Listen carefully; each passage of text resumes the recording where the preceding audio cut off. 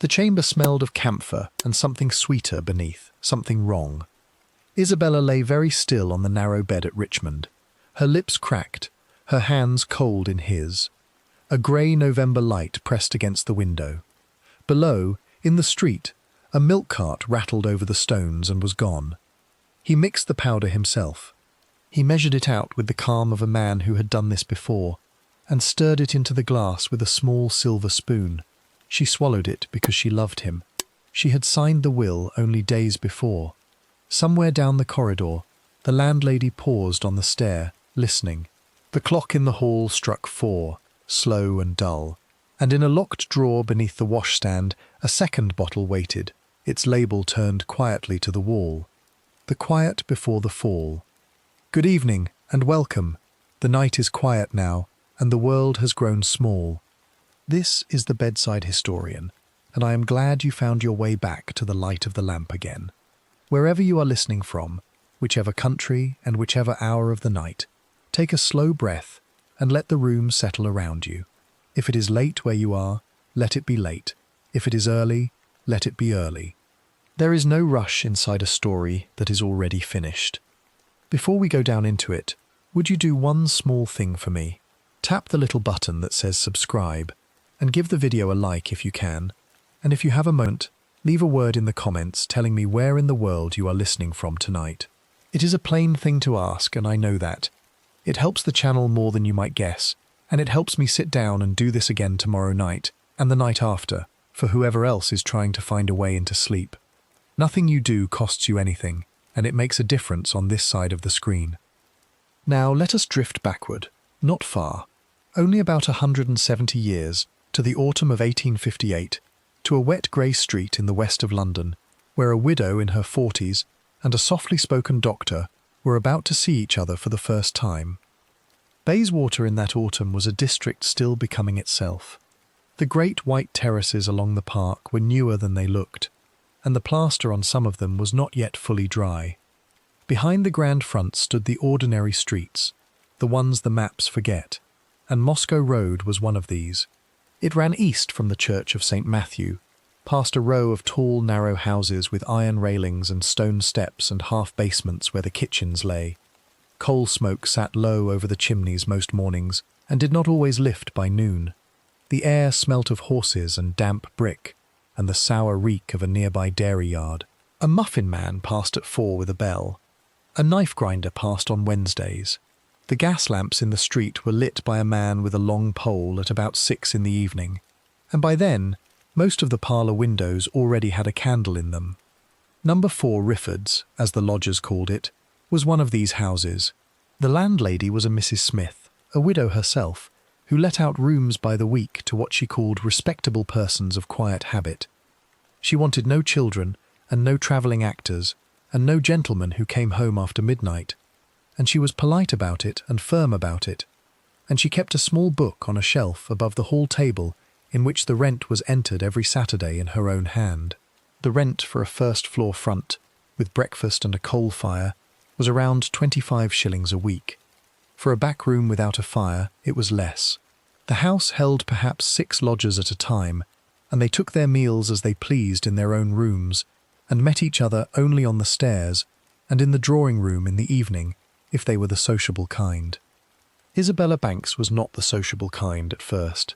She was 42 years old that autumn, or perhaps 43.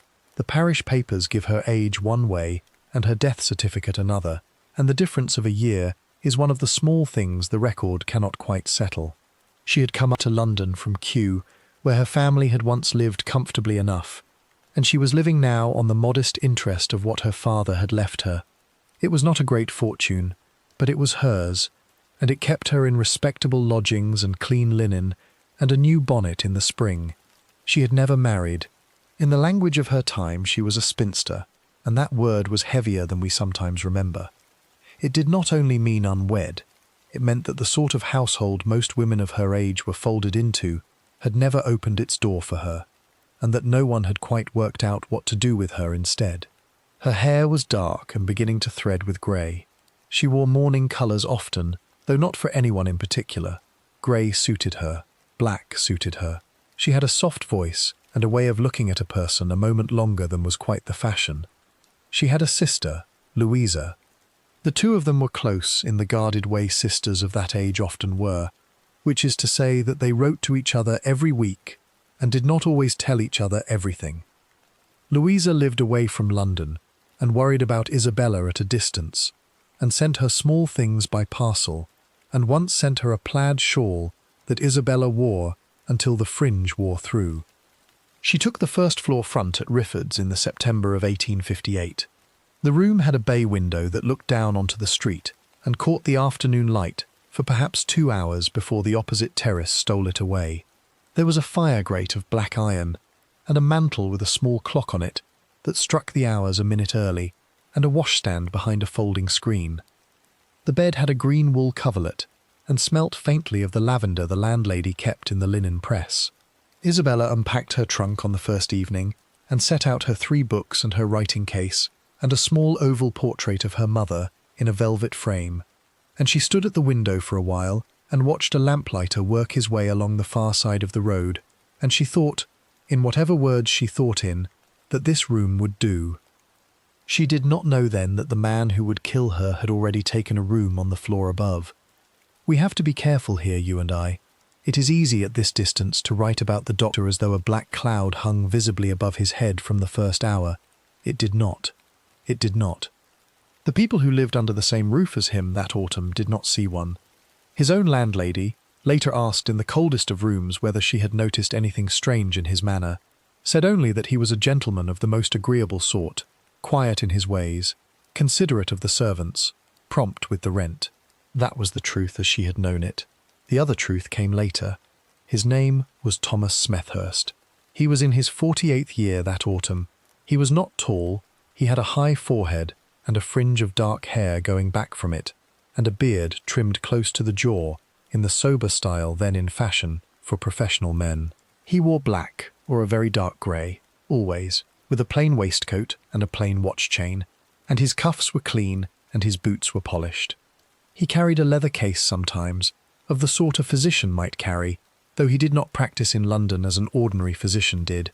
He described himself, when asked, as a doctor of medicine with an interest in what was then called the water cure, the treatment of illness by baths and cold compresses and careful diet, and he had written a small book on the subject some years before, which he was still, in a modest way, proud of.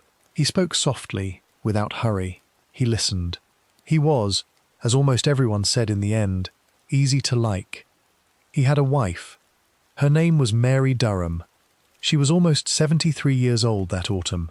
She was a woman of some money in her own right, and she had married Thomas Smethurst nearly a quarter of a century earlier, when he was in his 20s, and she was already past 50. It was, at the time, a marriage that raised eyebrows and no more. He had been an obscure young man of modest means, and she had been a widow with a small independence, and if the world thought what the world thought, it kept its thinking largely to itself.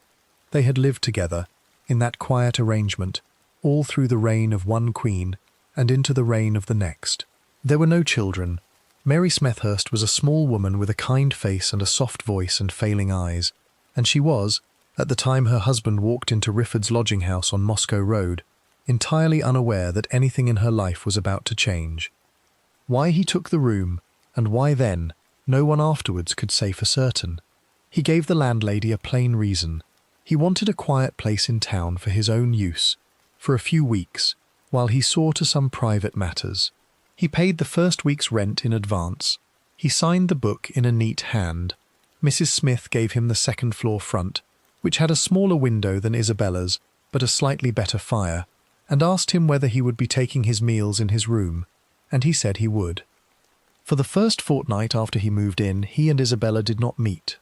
This is how it usually is, in a lodging-house of that sort. People pass on the stairs and nod, and hear each other's step overhead in the evenings, and know each other only as a footfall or a closing door. The doctor came in and went out on his own errands. Isabella took her walks in Kensington Gardens when the weather allowed, and read in her room when it did not. She was reading a novel by Mrs. Gaskell then, or perhaps by Mr. Thackeray. The record does not say which. It says only that she was fond of reading, and that she was fond of taking a turn by the Serpentine on a fine afternoon, and that she was, in the phrase used later by a woman who had known her, a lady of a great deal of natural sweetness of disposition. They met, as far as anyone could later reconstruct it, in the drawing-room downstairs. Riffords kept a drawing-room on the ground floor for the general use of the lodgers, a long, low room at the back of the house, with a small fire and a horsehair sofa, and 2 upright chairs, and a table on which the day's newspapers were laid out. In the evenings, some of the lodgers gathered there for an hour after dinner. There was a tea kettle on a stand by the fender, and a plate of plain biscuits, and a copy of the Times that was passed from hand to hand until it fell to pieces. It was the ordinary, quiet sociability of a boarding house, and it was where 2 people, who had until then been only sounds on a staircase to each other, might first see a face.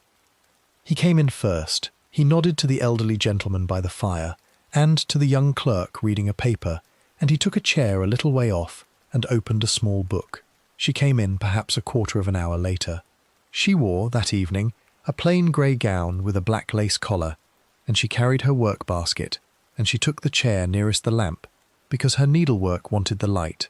Someone, perhaps the landlady, introduced them. "Miss Banks, this is Dr. Smethurst. Doctor, this is our Miss Banks on the first floor." They spoke, of course, of the weather. Everyone in England spoke first of the weather, and it was raining that evening, and had been raining for most of the week, and it was said between them that the streets were in a shocking state, and that the crossing sweepers were doing what they could and no more. There, in the yellow light of a single oil lamp in a back drawing-room in Bayswater, on an evening in the September or the October of 1858, is where the whole thing begins. We should say what is not known.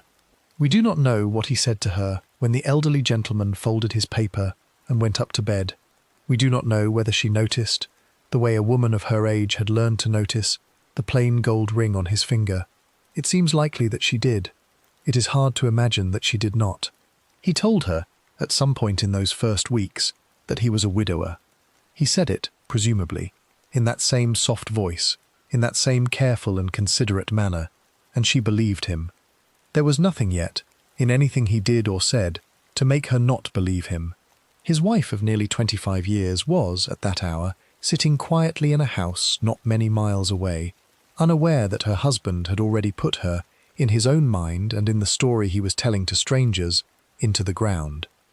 Isabella began to look forward to the drawing-room in the evenings. It was a small change, and it did not announce itself. She came down a little earlier.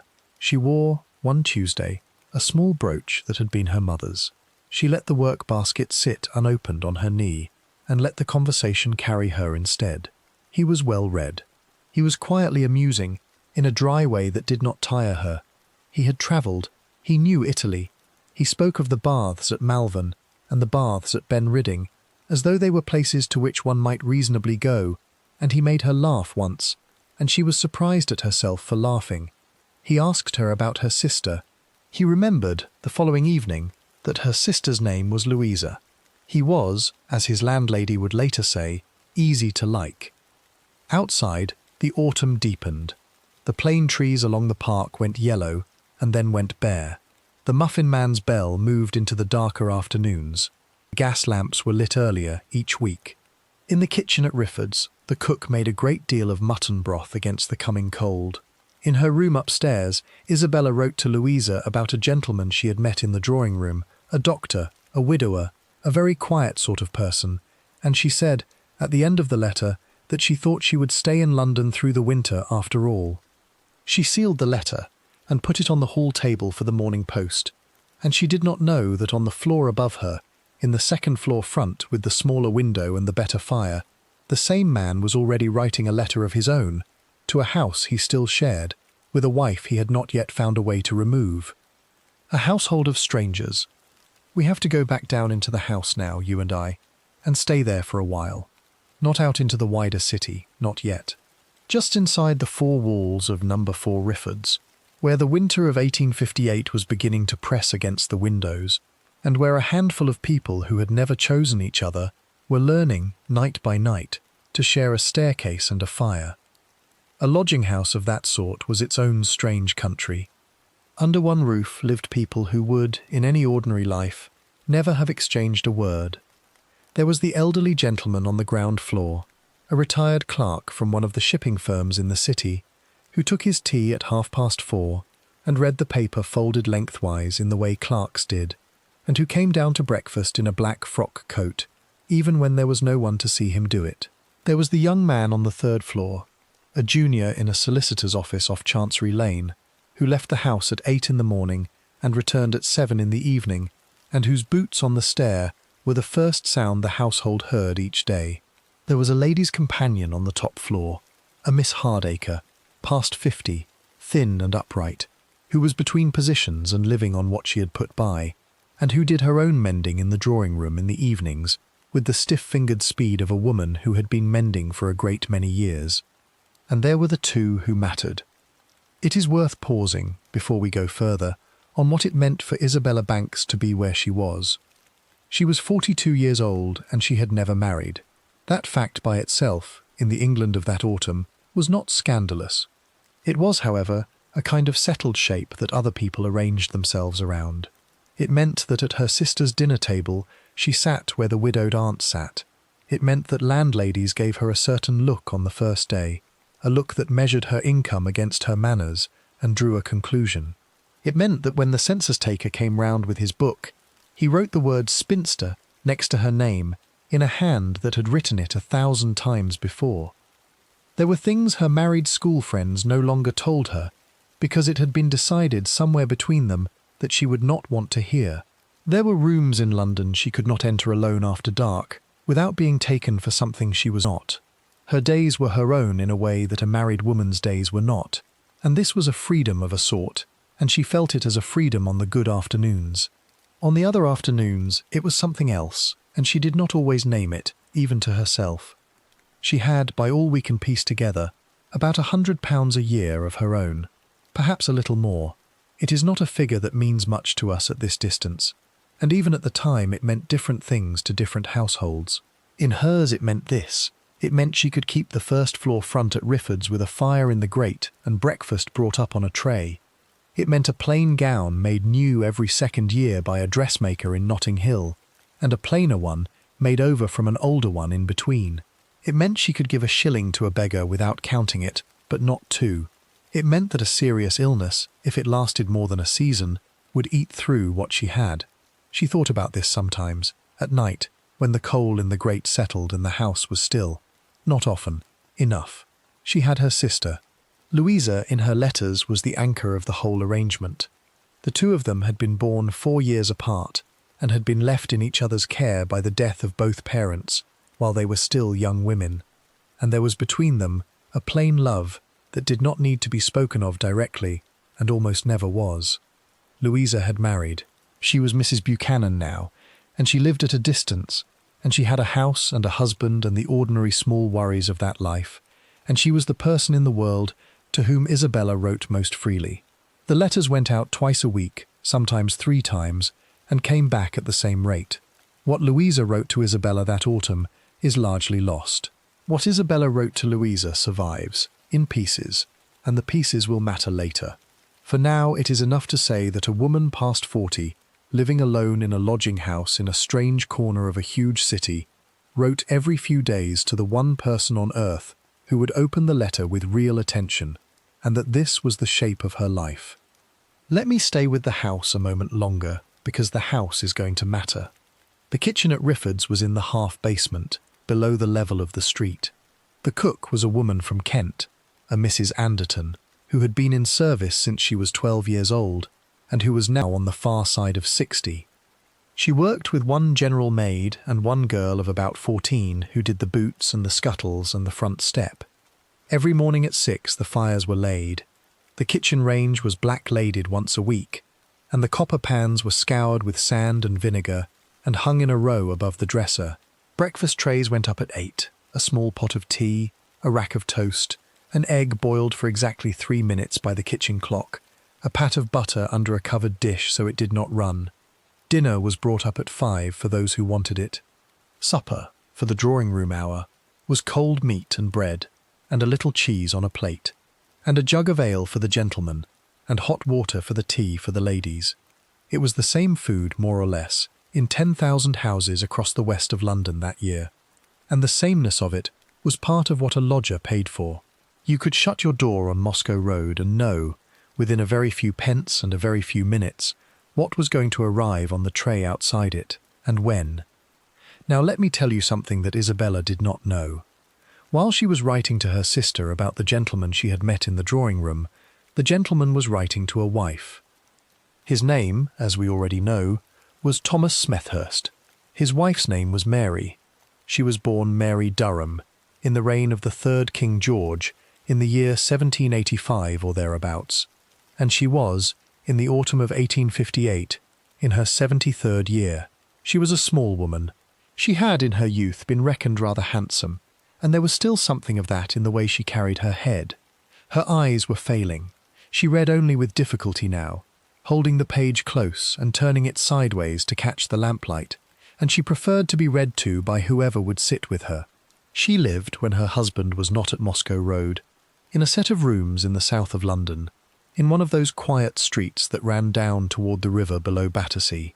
There was a maid who came in by the day, and a laundress who came in on Mondays, and a boy who brought up the coal. It was a modest household, but a respectable one, and it was hers as much as his. The greater part of the money that kept it going was hers, from a small inheritance she had brought into the marriage 24 years before, in 1834, when she was already almost 50, and he was still a very young man. Their marriage, in the years since, had settled into a shape that neither of them, so far as anyone could tell, had ever complained of aloud. He came and went on his own affairs. He wrote his little books on the water cure, and travelled to spas on the continent for weeks at a time, and returned with small presents wrapped in brown paper. She kept the rooms, she saw her few friends. She was fond of him, in the plain, steady way of a woman who has been fond of the same person for a quarter of a century, and has stopped looking for anything else. And there is no reason to think, from any letter of hers that survives, that she supposed him to be anything other than fond of her in return. We should say what is not known. We do not know when Thomas Smethurst first thought of another marriage.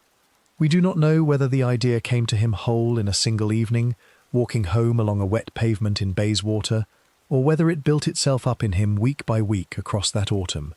We do not know whether he told himself that his wife was old and would not live much longer in any case, and that what he did could be understood as only a hurrying of what was coming anyway. Men who do such things almost always tell themselves something. What he told himself is between him and the dark. What we do know is what he did with his time. He spent perhaps 3 or 4 evenings a week at Rifford's that autumn. He spent the others, or most of them, at the rooms in the south with Mary. In neither place did he appear to be in any hurry, and in neither place did he behave as a man behaves who thinks his behaviour is being watched. He read the newspaper by his elderly wife's fire, and read it again a night later by the fire in a Bayswater boarding-house. He carried the same small book back and forth in his coat pocket. He was pleasant to Mary's maid. He was pleasant to Mrs. Smith's kitchen girl. He remembered names. He asked after headaches. He was, in the phrase everyone used of him in the end, easy to like. And in the drawing-room at Moscow Road, in that yellow lamplight I asked you to picture, Isabella was falling in love with him. I want us to be honest about this, because it matters. It is easy, at this distance and knowing what comes, to write of her as a woman being played on by a practised hand. She was, of course. But she was also a woman of 42, intelligent, self-contained, no fool, who had been alone for a very long time and had never expected to be anything else. The doctor did not sweep her off her feet. There were no scenes. There were no letters exchanged in secret. There were evenings, one after another, of pleasant talk in a room with 3 or 4 other people in it, and now and then a chance to walk in Kensington Gardens on a Sunday afternoon when the weather held. He was, above all, not in any hurry, and that, more than anything, was what disarmed her. She had grown up in a world that assumed men in a hurry were the ones to be watched. A man who was not in a hurry, in her long experience, was a man who could be trusted. She wrote to Louisa, in October, that Dr. Smethurst had told her about the loss of his wife some years before. She wrote that he had spoken of it briefly and with dignity, and had not returned to the subject, and that she thought better of him for that. She wrote that he had a small independent means, and did not appear to want anything of her. She wrote, in a line that would later be read out in a courtroom, and would make a grown man in a black gown look down at his papers, that she thought him the most gentlemanly person she had met in a long time. Louisa, in her reply, was cautious in the way older sisters are cautious. She asked practical questions. Who were his people? Where had his wife been buried? Had he introduced Isabella to any friend of his own who could vouch for him? Isabella, in her answering letter, did her best. She said she believed he had a brother somewhere in the north of England.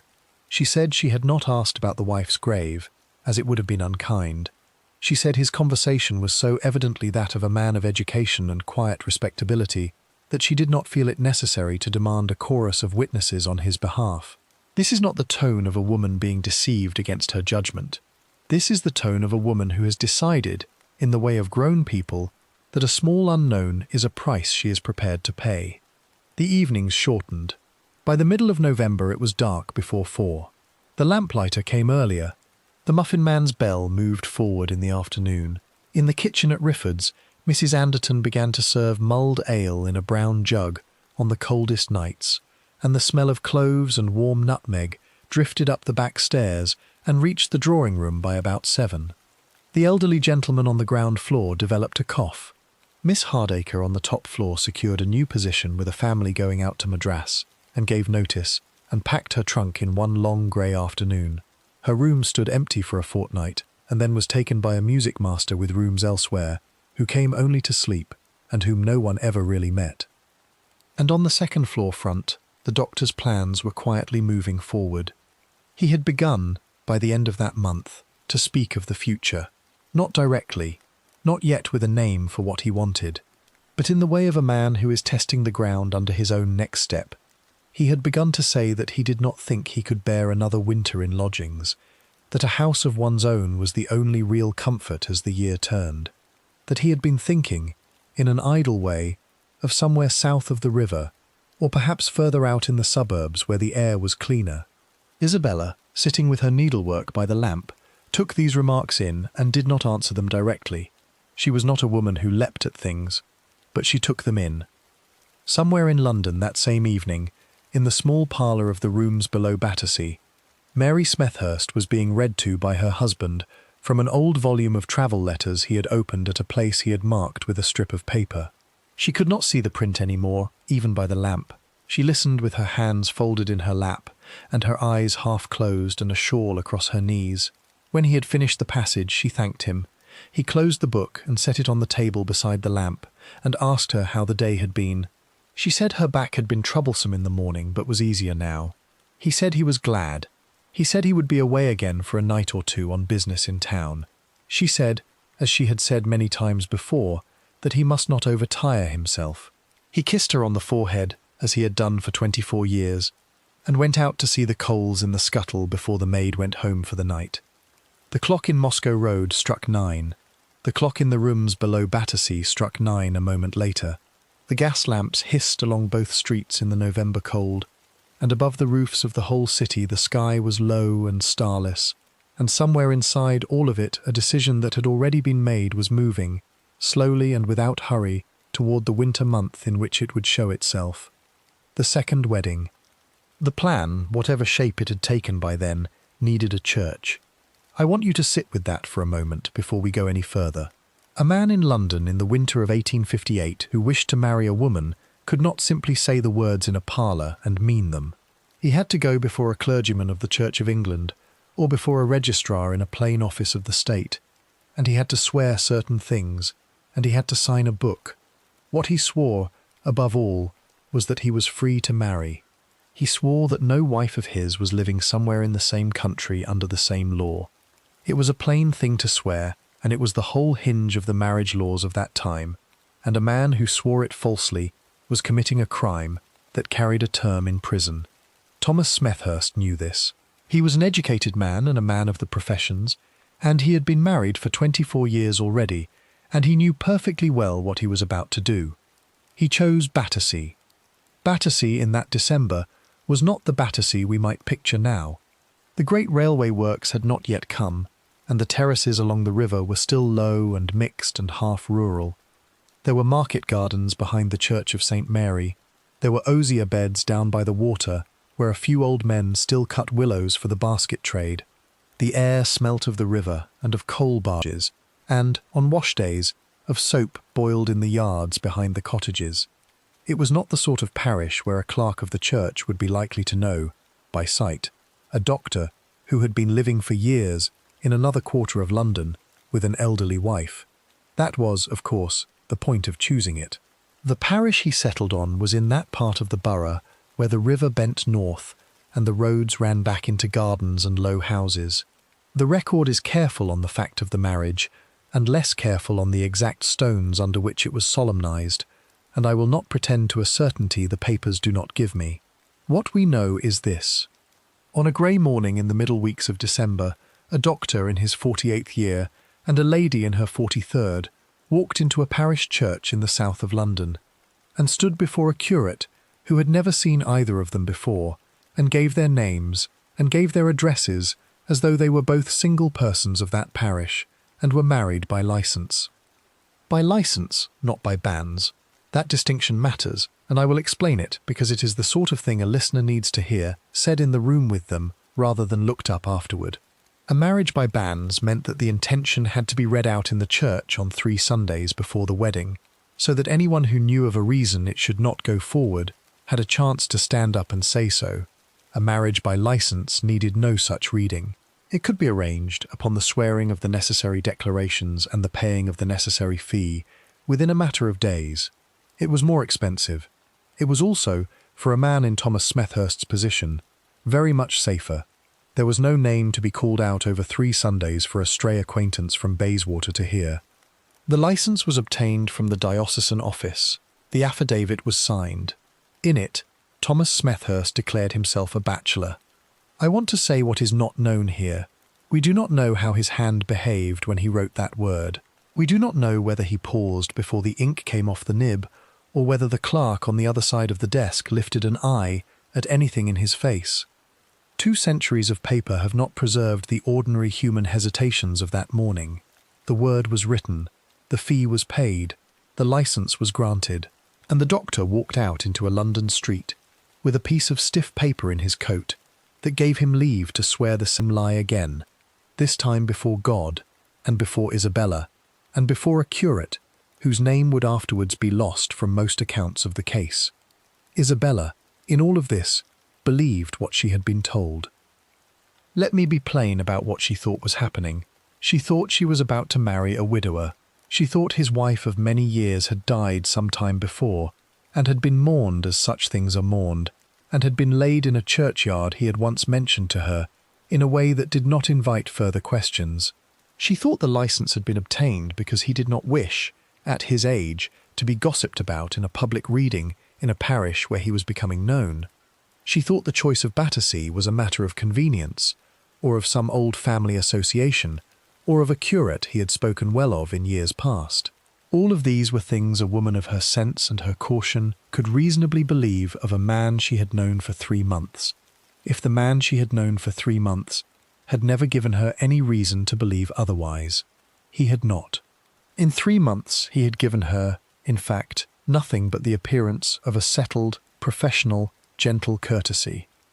She wrote to Louisa in the week before the wedding, and the letter is one of the ordinary heartbreaks of the whole story. She wrote that she had decided to marry the doctor. She wrote that she was old enough to know her own mind, and that she believed she had judged him rightly, and that she hoped Louisa would be able, when the time allowed, to come up to London and meet him. She wrote that they were to be married before Christmas, without fuss, because neither of them was young, and neither of them wanted anything grand. She wrote that she was, on the whole, happier than she had expected to be at this point in her life, and that she thought her mother, had she been alive, would have been glad for her. She sealed the letter. She put it on the hall table for the morning post. And in a house not many miles away, at that same hour, an old woman of nearly 73 was being helped into her chair by the fire by a maid who had been with her for many years. and was being handed a cup of tea in a saucer with a chipped rim, and was, in every ordinary sense that mattered, still Thomas Smethurst's only lawful wife in the world. The morning of the wedding came grey and mild. There had been a hard frost earlier in the week, and the pavements in Battersea had been treacherous underfoot. But by the day itself a thaw had come in off the river, and the air was damp and low. A hansom brought them down from Bayswater. Isabella wore a gown of a deep dove-coloured silk that she had had made new for the occasion by her dressmaker in Notting Hill, and a bonnet trimmed with cream ribbon, and a shawl of Louisa's over her shoulders. The doctor wore his usual black, with a fresh linen collar and a white waistcoat, and he had bought a posy of hothouse flowers, pale and expensive at that time of year, which he presented to her at the church door, with a very slight bow. There were 2 witnesses. Who they were exactly, the record is uncertain about. One was likely a man he had engaged for the purpose, a professional witness of the sort a clerk of the church could always find at short notice, and the other may have been the pew opener, or a woman who happened to be in the church at that hour. There was no family on either side. The curate came out from the vestry. I will not pretend to know what he looked like, or how his voice carried in the empty church. He was, from all we can gather, a young man of no particular distinction, doing the ordinary work of his ordinary Wednesday morning. He had done such marriages before.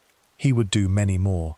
He read the words of the service from the prayer book as he had been taught to read them, in the even and slightly hurried rhythm of a clergyman who had 5 other duties before noon. He asked, at the appointed place in the service, whether either of the 2 persons before him knew of any impediment why they might not lawfully be joined together. There was, of course, silence in the church. The doctor said nothing. Isabella, who knew of nothing, said nothing. The curate went on. The vows were exchanged in the old English wording that had scarcely changed in 300 years. Thomas Smethurst took Isabella Banks to be his wedded wife, to have and to hold from that day forward, for better, for worse, for richer, for poorer, in sickness and in health, to love and to cherish, till death did them part, according to God's holy ordinance. He said the words in an even voice.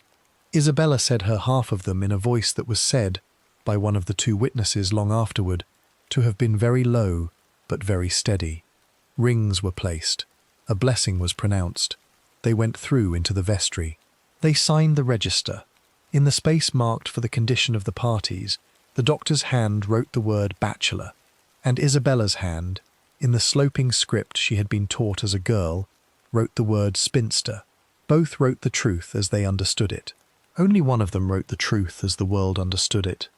The curate signed underneath, and the witnesses signed underneath him, and the marriage was, in the eyes of the parish and the law, complete. They walked out into the churchyard. The bells did not ring for them. Bells were for the bigger weddings, and this had been asked for as a private affair. There was a light drizzle beginning off the river. The hansom was waiting at the gate. The doctor helped Isabella into it, with the same courtesy he had shown at Rifford's on the first evening. He gave the driver an address in Kennington, and the horse pulled them away from the church at a walking pace, over the wet stones, past the market gardens and the willow beds, and the low terraces of that half-rural corner of London, and out into the ordinary busy afternoon of a city that had noticed nothing at all. The next few weeks were spent moving. I want you to understand what that meant, because it is easy to picture a honeymoon and picture it wrong. There was no house waiting. There was no set of rooms of their own, freshly painted, with a cook engaged and a maid engaged, and a parlour laid out with wedding gifts. There was a series of lodgings. They took first a set of 2 rooms in Kennington, in a house not unlike Rifford's, kept by another widow with another rent book. They stayed there perhaps a fortnight. They moved on to a set of rooms in Camberwell, and stayed there a shorter time, and moved again to a house on the edge of Walworth. In each place they were entered in the landlady's book as Dr. and Mrs. Smethurst. In each place they took their meals up on a tray. In each place the doctor was, as always, pleasant to the servants, prompt with the rent, unremarkable to the neighbours. Why they drifted, no one afterward could say for certain. Perhaps he was looking for a house to take on a lease, and had not yet found the right one. Perhaps he was uneasy about staying too long in any one street where the same tradesman would begin to notice them. Perhaps he had another reason entirely. one that belonged to the accounts he was keeping in his head between one wife and the other, and had not shared with Isabella, and never would. Isabella, for her part, did not seem to mind. She wrote to Louisa from each address in turn, and her letters from that January have a note in them that is new. She wrote that her husband was very attentive. She wrote that he read to her in the evenings. She wrote that she was learning, at last, what it was to have someone at the table across from her when the lamp was lit. We should say what is not known. We do not know whether Thomas Smethurst continued, in that same January, to spend a night here and a night there at the rooms below Battersea with his lawful wife Mary. It is likely. He had every practical reason to keep up appearances there, and no evidence survives that he broke off the arrangement in any visible way. If he did continue, then he was, on any given evening of that winter, either a doctor sitting by the fire of an elderly lady of nearly 73, who thought she was his wife, or a doctor sitting by the fire of a lady of 43, who also thought she was his wife, and we have no letter from him, and no diary from him, that tells us how he moved between the two rooms without letting anything of the one show in the other. What we know is that he did it, and that the drift through the lodgings of South London went on, week by week, through the coldest part of the winter, until in the early days of March they came at last to Richmond and to the house of a Mrs. Robertson in a terrace called Alma Villas, and to the room in which Isabella would fall ill. The move to Richmond was, on the face of it, an ordinary thing. He said the air out there would be better for her. He said the walks along the river would suit her, and that a change from the smoke of the inner streets was overdue. She agreed. She was, by then, a little tired. She had been out to 4 addresses in 3 months, and the trunks had been packed and unpacked more times than she could easily count, and there had been a low headache in the last week or so, which she had put down to the moving and to the run of grey, wet weather. Nothing of it seemed strange to her. Nothing of it seemed strange to anyone. The hansom brought them out to Alma Villas on a Monday afternoon. The landlady, Mrs. Robertson, opened the door in a clean white cap. The doctor carried Isabella's smaller box up the stair himself. Their room was the first-floor front, with a bay window that looked over a strip of garden and beyond it to the river. There was a bed of black iron, with clean linen turned back at the corner. A fire had been lit already against the March cold. On the mantel stood a clock that ticked a little loudly in the hush of the afternoon. Isabella went to the window and stood there for a while, watching a boat on the water, and she thought, in whatever words she thought in, that this was a room in which she would be glad to rest. She had, from that afternoon, about 6 weeks left to live. Richmond in the spring. The first week at Alma Villas passed in a manner that Isabella, if anyone had asked her, would have called restful. She unpacked her books onto a shelf above the washstand. She wrote to Louisa on the second evening and told her the address, and asked her to direct all letters to Richmond now, as she thought they might stay some months. She walked out with her husband each afternoon along the towpath, as far as the ferry and back, and then further, as her breath allowed, to a stile she liked at the end of a row of poplars. The March wind came off the river with a smell of wet earth in it. A pair of swans nested somewhere behind the reeds. A ferryman raised his cap to them once, and she nodded back, and she thought, she wrote as much to her sister, that she had not for a long time felt so entirely in the right place. I want you to hold on to that picture, because it does not last, and because it is the last of its kind she is going to have. By the 10th day, or thereabouts, she was ill. It began, as illnesses of that century so often began, in a way that was hard to date exactly. She woke one morning with a dryness in her mouth and a heaviness behind her eyes. She took her tea and could not finish it. At breakfast, she pushed the egg aside and asked Mrs. Robertson to have only toast sent up in future for a little while, as her appetite was not what it had been. Mrs. Robertson, who had seen a great many lodgers through a great many indispositions in the course of running a house in a river town, thought nothing of it. New spring weather was often unkind. A lady lately moved from town would often need a fortnight to find her feet. She sent up dry toast and weak tea, and gave the matter no further thought. By the 12th day, Isabella was in bed. She had risen that morning and dressed, and had come as far as the top of the stair, and there her legs had failed her in a way she had never known before. There was no pain, or none that she could name. There was only a sense that the ground was somehow farther from her feet than it ought to be, and that the banister under her hand was not quite where she remembered laying it. Her husband, who was in the room behind her, came out at once and took her by the elbow and led her back to the bed. He was gentle. He did not scold her.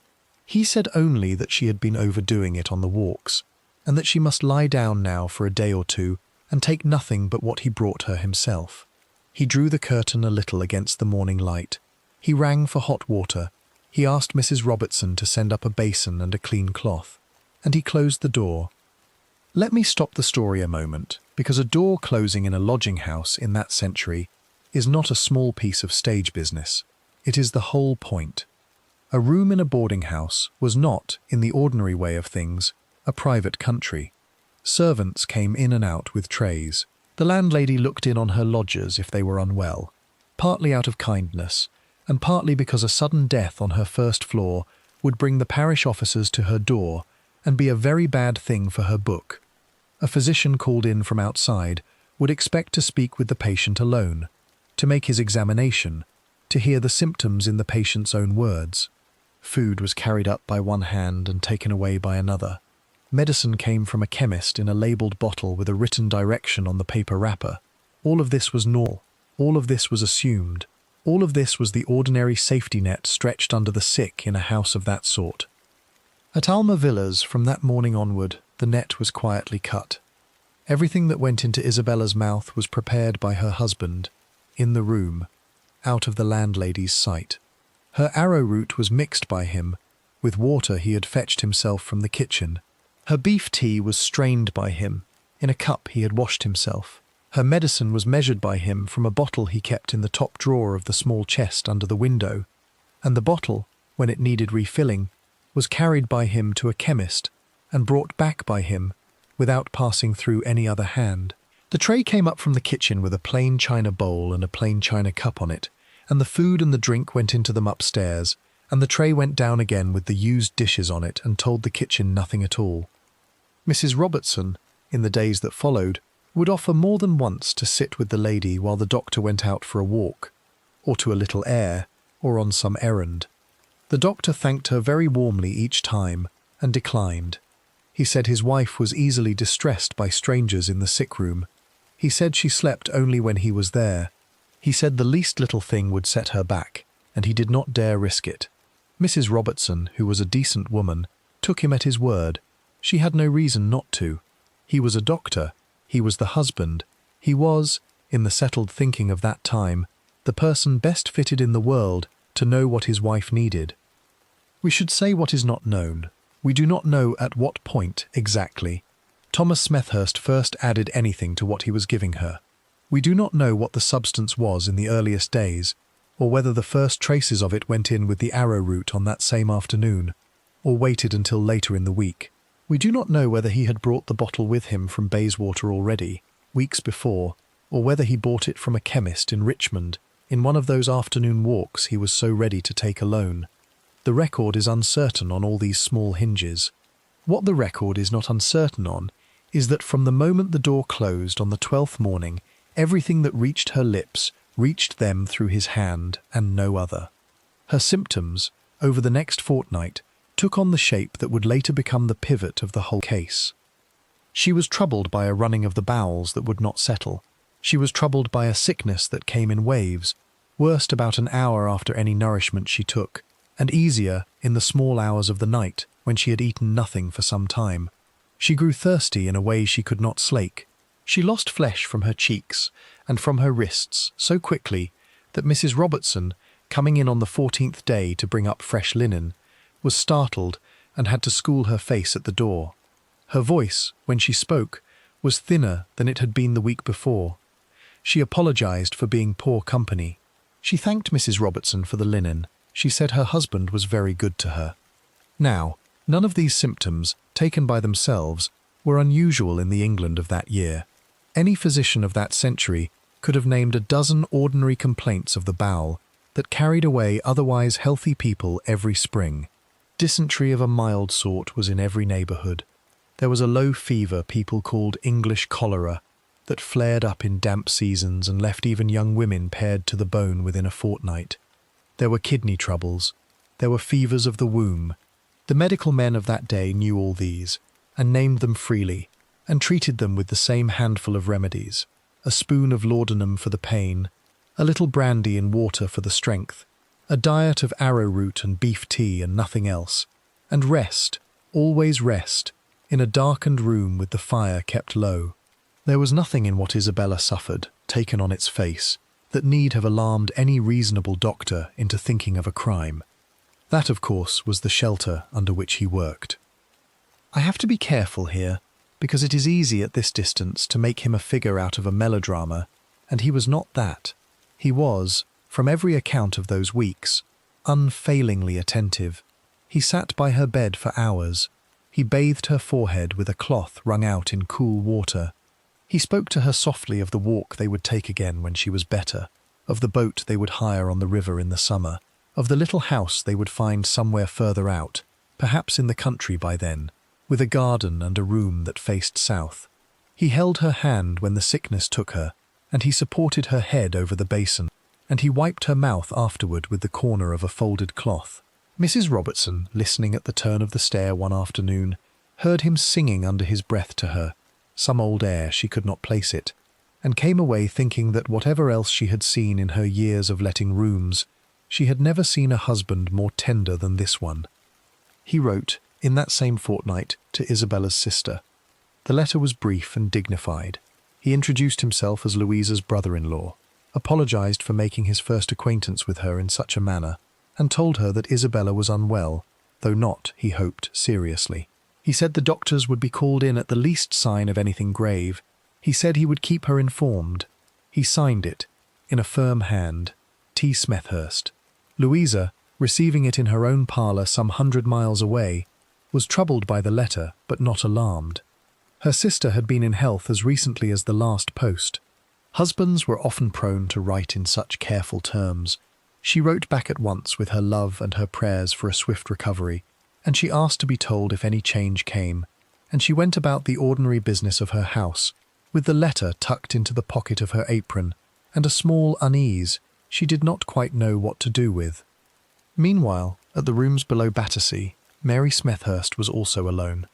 I want us to remember her, because it is easy in the pull of the story not to. She was in her 73rd year. Her eyes were failing. She had not seen her husband, so far as the evidence allows us to guess, for perhaps 3 weeks by then. She had been told that he was called away on business, that the business was taking longer than expected, that he would come when he could. She had accepted this, as she had accepted many such absences over 24 years of marriage. She sat by her fire in the afternoons. She had the maid read the newspaper aloud to her. She wrote him no reproachful letter. She was not that kind of wife. She was, if anything, a little concerned that he was not looking after himself properly out on his errands, and she said as much once or twice to the woman who came in on Mondays for the laundry. The woman on Mondays agreed that gentlemen were poor judges of their own comfort, and thought no more of it. 2 households. 2 households.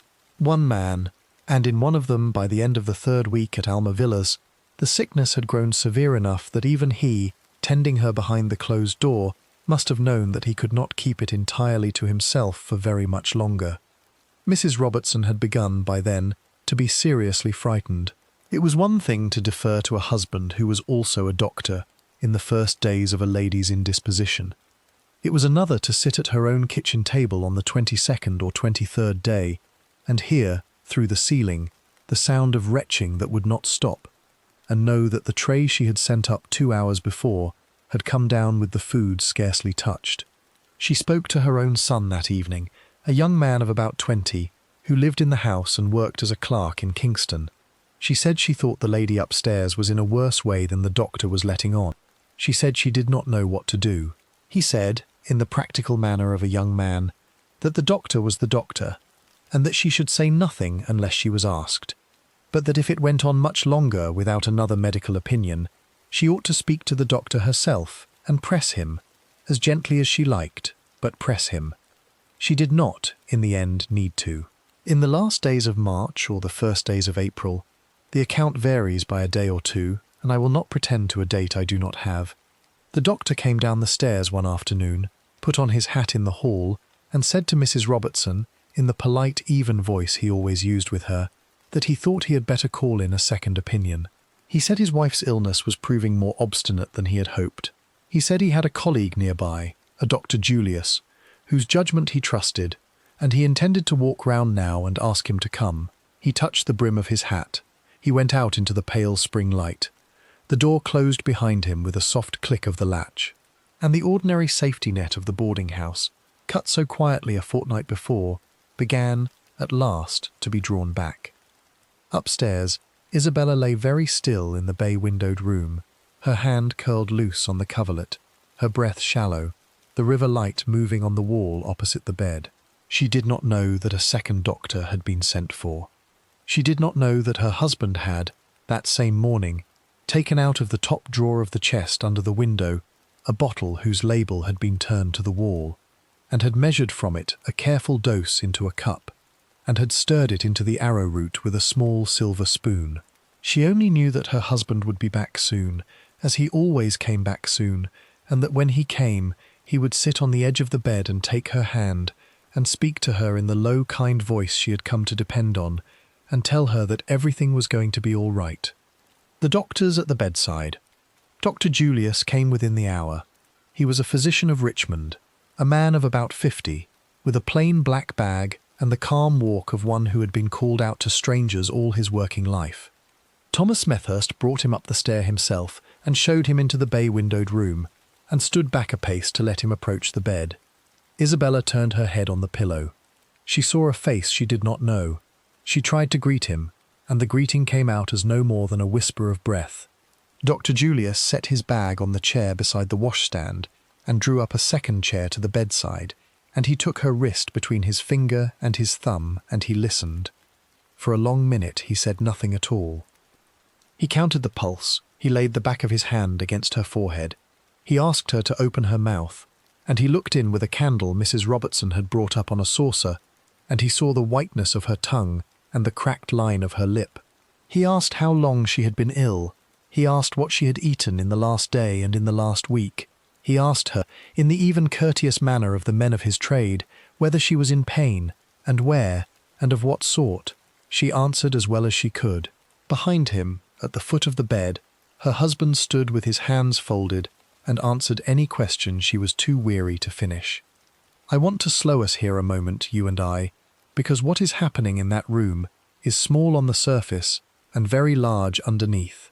A second doctor has been let into the sick chamber for the first time in nearly a fortnight, and the man who has been sitting behind the closed door with her all that while is now standing at his elbow, listening to everything he asks, and finishing every sentence she cannot finish. Dr. Julius, without knowing it, is being managed. And Dr. Julius, being an honest and unhurried man, is beginning to feel that he is being managed, though he could not yet have said in what. He finished his examination. He rose. He motioned to Thomas Smethurst that they should step out of the room for a moment, and the two men went out together onto the landing and pulled the door to behind them. Mrs. Robertson, coming up the stair just then with fresh linen over her arm, heard the low murmur of their voices from the turn below, and stopped where she was, and did not go up further. She heard Dr. Julius ask something. She heard Thomas Smethurst answer in that even professional voice she had come to know. She heard Dr. Julius ask a second thing, more slowly, and heard the answer come after a pause that had not been there before. Then the door of the bedroom opened again, and Dr. Julius went back in to take his leave of the patient, and Thomas Smethurst followed him down to the hall. On the doorstep, Dr. Julius put on his hat. He said, in the ordinary formula of his trade, that he would call again on the morrow. He said the lady was weaker than her husband's account had led him to expect, and that he would like to bring with him a colleague of his own, a Dr. Bird, whose experience in cases of the bowel was wider than his own. He said this in a tone that was courteous and left no room for refusal. Thomas Smethurst inclined his head. He said he would be most grateful. He said he had been wishing to ask for a second opinion himself. He said any hour would suit him, and any colleague Dr. Julius thought fit.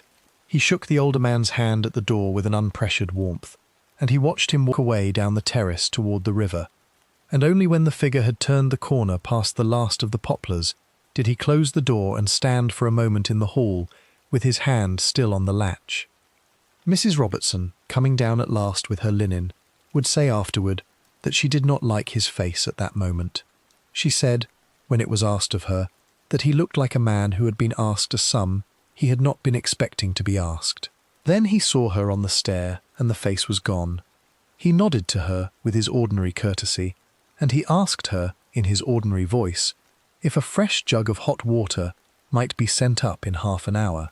She said it would. Dr. Julius and Dr. Bird came together the next afternoon.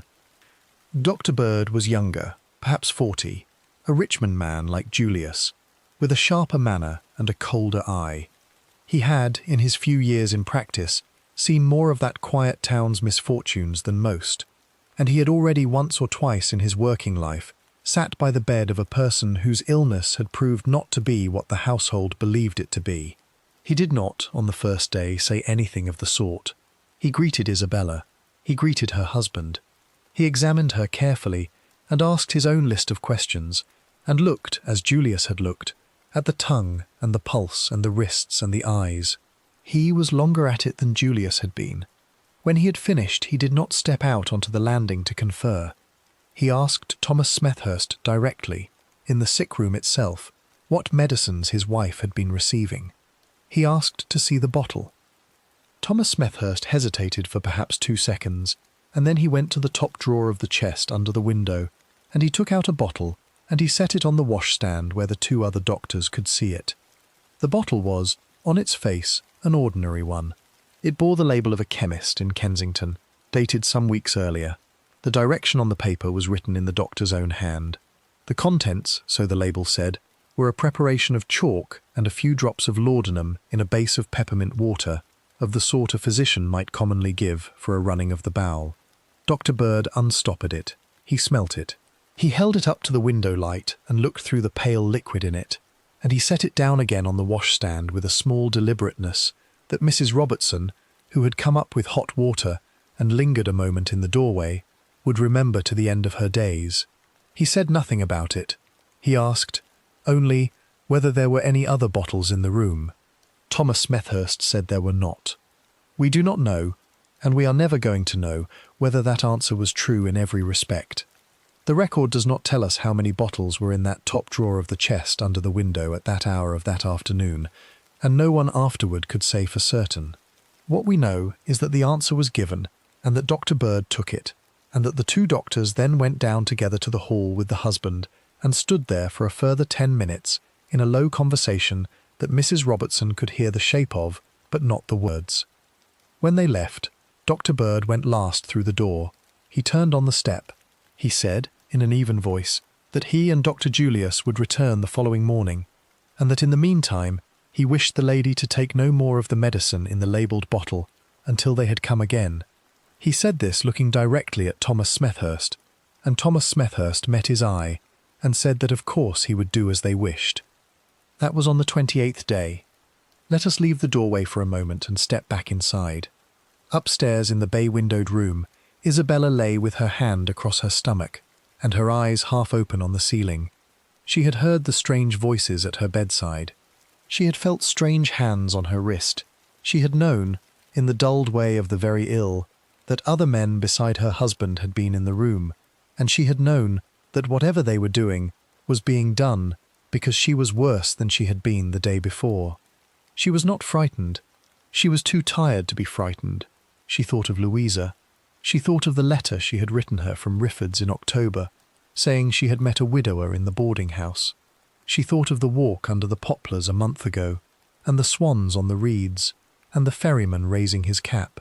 And then her husband was beside the bed again, sitting on the edge of it as he always sat, and taking her hand in his as he always did, and telling her in the low, kind voice she had come to depend on that the new doctors were satisfied, that everything was as it should be, that she must eat something now, only a spoonful, only enough to keep her strength.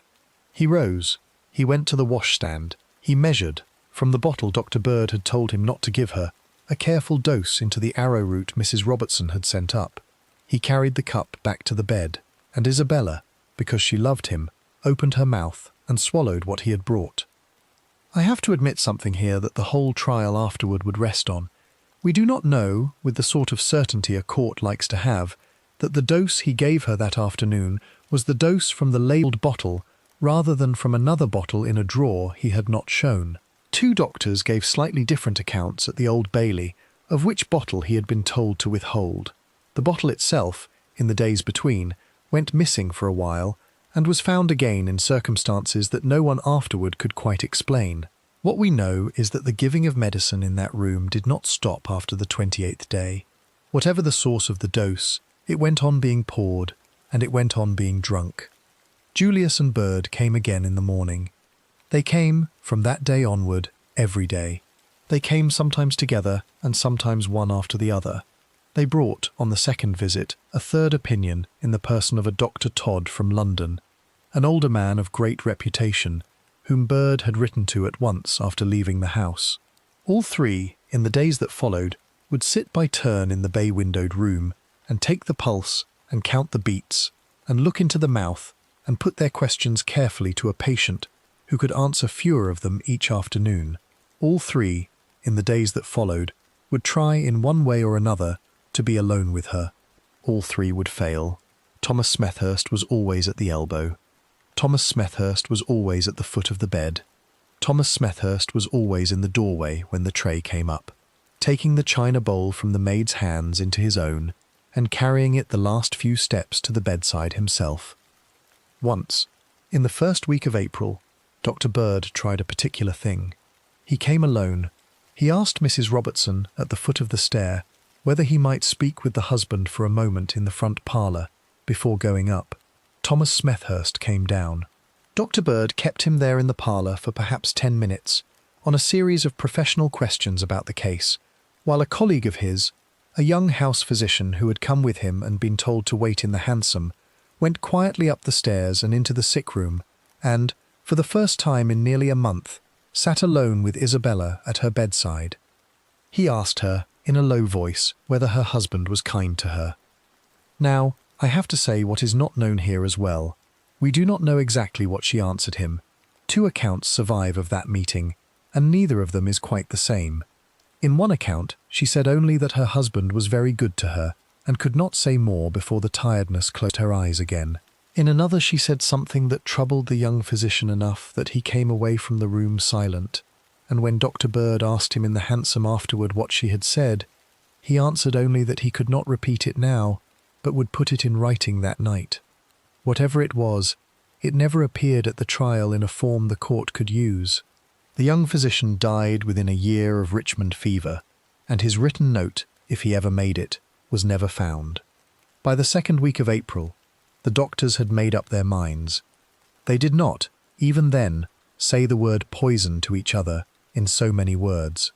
They were cautious men, and they had, in that century, no reliable chemical test they could rest a life on. What they said, in the low way of professional men, was that the lady was not suffering from any complaint any of them recognized, and that what she was suffering from was growing worse in that room, and would not grow worse, they thought, in any other. Dr. Bird put it to Thomas Smethurst on a Wednesday afternoon that his wife ought to be removed at once to the care of another household, or to a hospital, or to any place where the medicines and the food could be prepared under a different hand. He put it, as such things had to be put in that century, in the language of a courtesy. He said the change of air might do her good. He said a fresh eye on the diet might unlock what none of them had so far unlocked. Thomas Smethurst, standing at the foot of the bed with his hands folded, thanked him for the suggestion. He said he would consider it. He said his wife was, as Dr. Bird could see, in no fit state to be moved that day. He said he would speak to her about it in the evening when she was a little rested. He said, above all, that he was in the doctor's hands and would do whatever they finally judged best. And then he showed Dr. Bird to the top of the stair with the same unpressured courtesy he had shown him at the door on the first afternoon, and he closed the bedroom door behind him with the same soft click of the latch. Downstairs in the hall, Mrs. Robertson, coming out of her kitchen with a jug in her hand, saw the doctor on the stair, with a look on his face she had never seen on any physician in her house before. He was pale. He was set at the mouth. He walked past her without speaking and went out into the terrace and stood at the low iron gate for a long moment looking back at the bay window on the first floor, and then he turned and walked away toward the road, and Mrs. Robertson watched him go with the jug forgotten in her hand, and knew, with a certainty that had been growing in her for a fortnight and had at last found its shape, that a lawyer was going to have to be sent for now, and a lawyer of a sort her house had never before had reason to know. The will signed in haste. Mrs. Robertson stood by the low iron gate for a moment after the doctor had gone, and then she went back inside and closed the front door, and she put the jug down on the hall table with a hand that was not steady. She could hear, above her, the scrape of a chair being drawn up to the bedside. She could hear the murmur of a low voice, the husband's voice, reading, she thought, from a book. She stood for perhaps a minute in the passageway with her hand on the newel post, and did nothing. Then she went back into her kitchen, and shut the door, and sat down at the deal table, and put her face in her hands. "I want you to sit in that kitchen with her, you and I, for the length of one long breath." What she was doing, in that half-minute at her own table, was the terrible arithmetic that ordinary decent people in every century have had to do when the shape of a wrong thing has at last become clear to them under their own roof. She was not a woman of the law. She was not a person of any standing in the town. She let rooms on the terrace at Alma Villas, and she kept a plain house, and she paid her rates on the quarter day, and beyond that, the world in her experience was not much interested in what she thought. If she was mistaken about what she suspected, she would ruin a doctor and empty her house and never let another room in Richmond again. If she was right and did nothing, a woman was going to die in a room above her head before the month was out. She sat there for perhaps a quarter of an hour. Then she got up and put on her bonnet. She did not go to a policeman. In 1859, that was not a road a woman of her sort would think to take on such a matter. She went instead to the office of the family solicitor in George Street, a Mr. Senior, who had drawn up her late husband's will some years before and knew her by name. She sat in his outer room among the hat stands and the tin boxes for a little more than half an hour, and when he came out and saw who was waiting, he took her back into his private office at once, and closed the door, and asked her, in the level manner of his trade, what had brought her out that afternoon. She told him what she had seen. She told him about the closed door. She told him about the tray coming down untouched. She told him about the 3 doctors, and the bottle on the washstand, and the look on Dr. Bird's face at the top of her stair not an hour before. She told him about the widower who had come to Rifford's last October, and the second wedding in the winter that Dr. Julius had let slip a word of the day before, and about the lady upstairs who had almost no flesh left on her wrists, and who could not now sit up in bed without her husband's arm behind her. She told him that no one, so far as she knew, had thought to write on the lady's behalf to her own family since the illness had begun. Mr. Senior listened without once interrupting her. He asked her, when she had finished, whether the lady had made a will. She said she did not know. He asked her whether the lady had any near relations. She said there was a sister, Louisa, at an address in the country she could not now bring to mind, but which the lady had spoken of once or twice at the door in the earlier days, when she had been well enough to come down. He took a piece of paper from his desk. He wrote for 3 minutes without speaking. Then he set the pen down and folded the paper and put it in his coat pocket, and he took up his hat, and he told Mrs. Robertson that he would walk back with her to the terrace himself, and he would ask, in his own person and not in hers, to be permitted to pay a professional visit to the lady of the house. He said that if the husband refused him, he would come away at once and take further advice. He said that if the husband did not refuse him, and here he paused a moment at his own door, then a good deal depended on what he found in the room upstairs. They walked back to Alma Villas together in the pale afternoon light. Mr. Senior was a man of about 60, in a grey coat and a dark hat, with the unhurried tread of one who had walked into a great many awkward houses in the course of his working life. He said very little on the way. Mrs. Robertson, beside him, said less. When they came to the low iron gate, she opened it for him, and let him go up the 2 steps first, and she rang the bell, and she stood back a pace as the door opened. Thomas Smethurst opened the door himself. He was in his shirt sleeves. He had a cloth over his arm. He looked for the length of a half-second at the sight of Mr. Senior on the step, exactly like a man who has been interrupted at a task he did not wish anyone else to see. Then the look was gone. He wiped his hands on the cloth. He greeted Mrs. Robertson with his ordinary manner.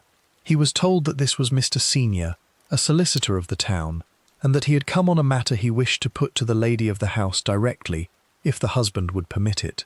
Thomas Smethurst's face did not change. He said, in the even professional voice he had used with the doctors, that his wife was very weak that afternoon, and he doubted she could bear a business call of any length. He said that if the matter could be entrusted to him, he would be glad to consider it in her stead. Mr. Senior, still on the step, replied that the matter was one he could put only to the lady herself. He said he would take up very little of her time. He said he would not tire her. Let me stop the story a moment, because the 2 seconds that followed are, in the whole record of this case, one of the hinges on which everything afterward turned. If Thomas Smethurst had refused the door then, the solicitor would have gone away and returned with harder company, and the arrest would have come some days sooner than it in the end came, and the will that we are about to see written would never have been written at all. He did not refuse the door. He stepped back. He said that of course if Mr. Senior would give him 1 moment to make his wife presentable, he would show him up himself. The 2 men waited in the hall for perhaps 5 minutes. Mrs. Robertson, from the kitchen doorway, watched the solicitor stand in the passageway, with his hat still in his hand and his eyes on nothing in particular, and she thought that whatever else came of this afternoon, he would remember, when he was very old, the pattern on the tiles of her hall floor. Then Thomas Smethurst came back down the stair and beckoned him up, and the 2 men went up together, and the door of the bay-windowed room was opened and closed behind them. I have to say what is not known. We do not know what passed in the first minutes of that visit between Mr. Senior and Isabella. He never afterward wrote down the substance of the conversation for the public record, and Thomas Smethurst was in the room throughout. What we know is that Mr. Senior sat by the bed for perhaps 10 minutes, and that he asked her, at some point in those 10 minutes, whether she had made any provision for her affairs, and that she answered him that she had not. What we know is that when he came down the stair again, he asked Mrs. Robertson for the loan of her front parlour and the use of her writing desk, and that he sat at that desk for a further half an hour, and that when he rose, he had in his hand a paper of 2 pages in a neat solicitor's script, that he folded and put into his coat pocket and carried back with him up the stair. The will, as it was written on that paper, was a plain document. It named Isabella Banks of Alma Villas, Richmond, as the person making it. It set out that all her worldly goods, moneys and effects, of whatever nature and wherever situate, were to be left entirely and without reservation to her husband, Thomas Smethurst, of the same address, to hold as his absolute property. It appointed him her sole executor. It made no other bequest of any kind, not to her sister Louisa, not to any friend of her earlier life, not to any charity, not to any parish. It was a will of a single beneficiary. It was, in the way such things go, the plainest instrument an English solicitor could draw. The sum at stake was not enormous by the reckoning of the very rich of that era. Isabella had come into her own money on the death of a relative some years before, and the whole of it, taken together with what remained of her earlier settlement, came to a little under £2,000. In the London of 1859, £2,000 was the price of a decent house in a decent street, with a maid kept in the attic and a cook in the kitchen. It was, for a physician without a practice of his own, a very great deal of money indeed. Mr. Senior read the will aloud to her, slowly, twice. He asked her, at the end of the second reading, whether she understood what was being said, and whether it accorded with her wishes. She answered him. Her voice was faint. Her lips were cracked. She said yes. He asked her, again in the level manner of his trade, whether there was any person she had thought of naming, and had not named, or any provision she had wished to make and had not made. She thought for a moment. Her eyes moved to the ceiling, and then to the window, and then to her husband, standing at the foot of the bed, with his hands folded before him. She said no. She said her husband had been very good to her. She said she wished him to have everything. Mr. Senior did not press her further. He beckoned in the 2 witnesses he had brought from the house, Mrs. Robertson and her son, the young clerk from Kingston, who had come home for his dinner that afternoon and been asked to stay. He placed the pen in Isabella's hand himself. He steadied her wrist. He guided the nib to the line of the paper where her name was to go. She made the letters slowly. The B of Bankies came out crooked and thin, more a suggestion of the letter than the letter itself, and the K trailed off into a mark that could have been almost anything. Mrs. Robertson signed below her. Her son signed after her. Mr. Senior added his own name as the drawer of the instrument, and the thing was done. I want us to notice one detail that no one at the trial afterward would notice quite as sharply as it deserved. Thomas Smethurst, throughout the reading, throughout the questioning, throughout the signing, said nothing at all. He did not touch the pen. He did not touch the paper. He did not touch his wife's hand. He stood at the foot of the bed with his hands folded and his face composed, in the exact attitude of a husband who has been asked to be present, and to be nothing more. It was as fine a piece of stillness as he had performed in the whole of that spring. Mr. Senior folded the paper. He put it inside the pocket of his coat. He took his leave of Isabella with the same manner he had used on entering, and he went down the stair with Mrs. Robertson behind him and Thomas Smethurst behind her. At the front door he turned. He said to Thomas Smethurst, in a tone that did not sound like a warning, and yet was one, that he would call again in the morning to see how the lady did. He said this looking him full in the face. He said he would bring his clerk with him, on the ordinary understanding that such an instrument required a professional witness on a second visit. Thomas Smethurst said he would be very welcome. The door closed. Mr. Senior walked away with Mrs. Robertson beside him, as far as the corner of the terrace. There, out of any hearing from the house, he stopped. He turned to her. He said, in a voice that had lost some of its office manner, that he would that same evening write 2 letters, one to the sister at the country address, if Mrs. Robertson could recall it before he reached his door, and one to a magistrate of his acquaintance. He said the magistrate would know what to do.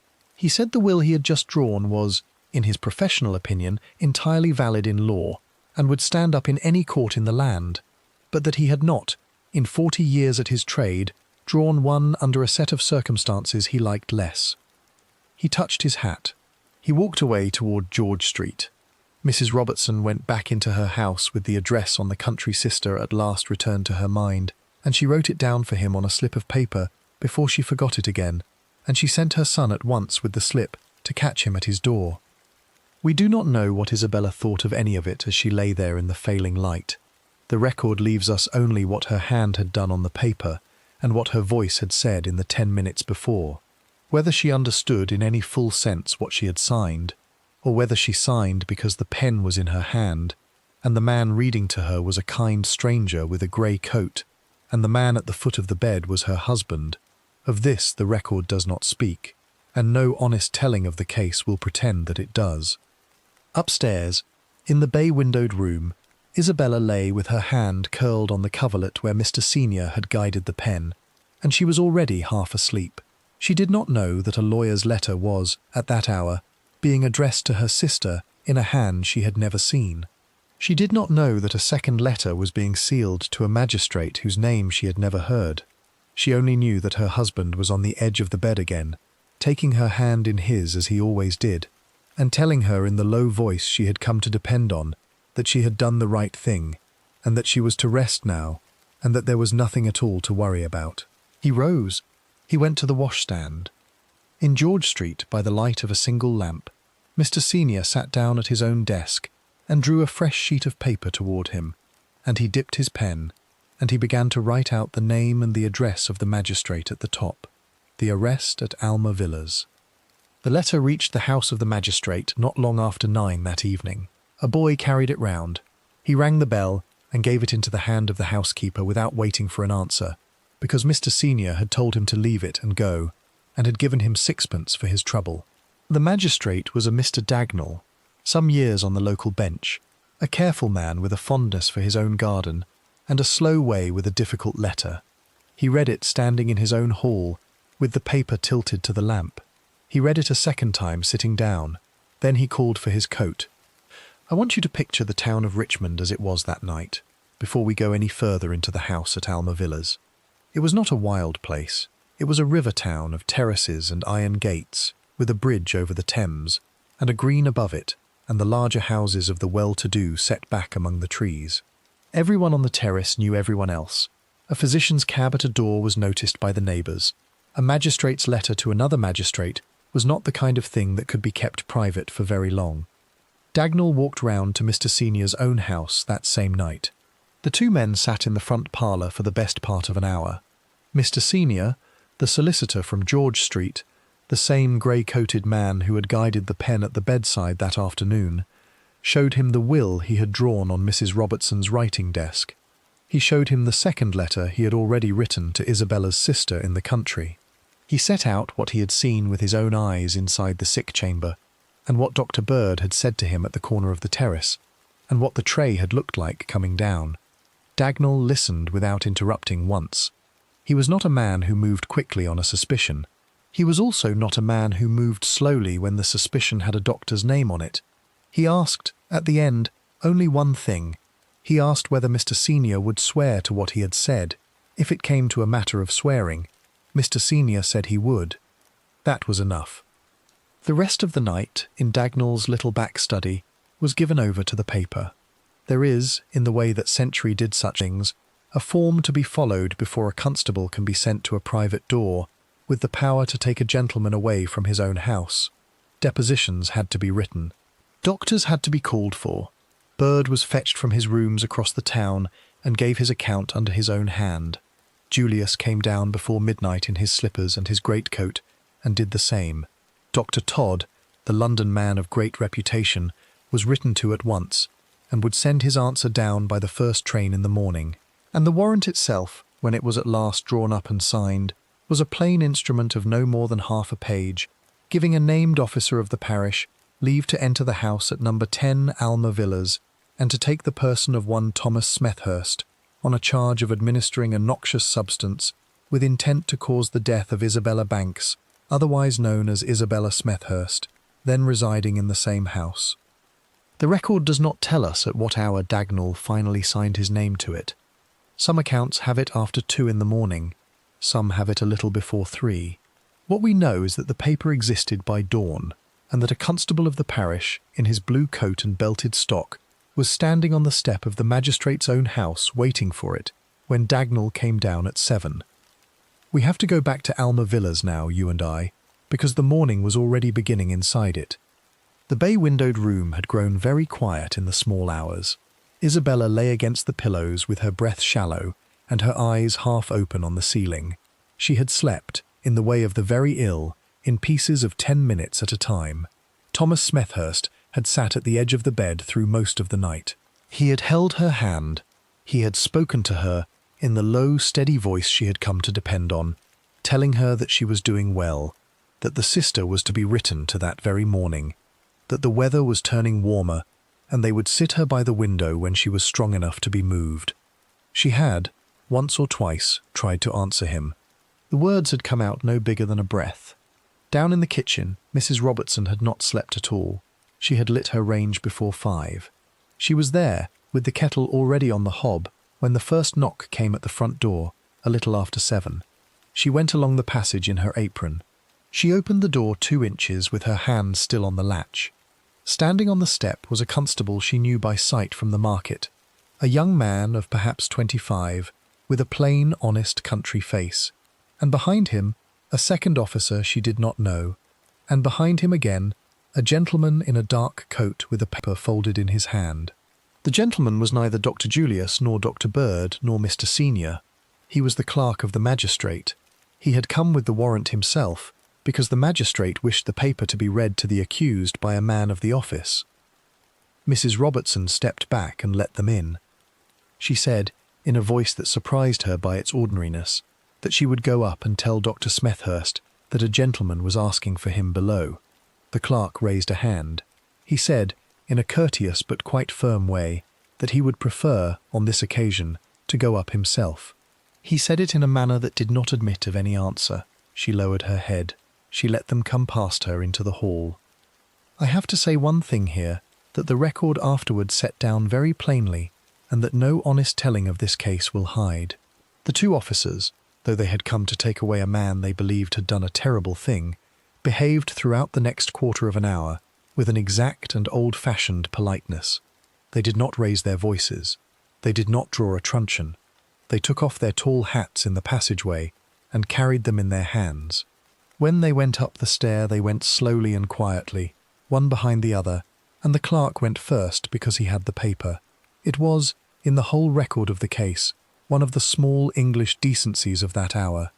At the door of the bay-windowed room, the clerk paused and knocked.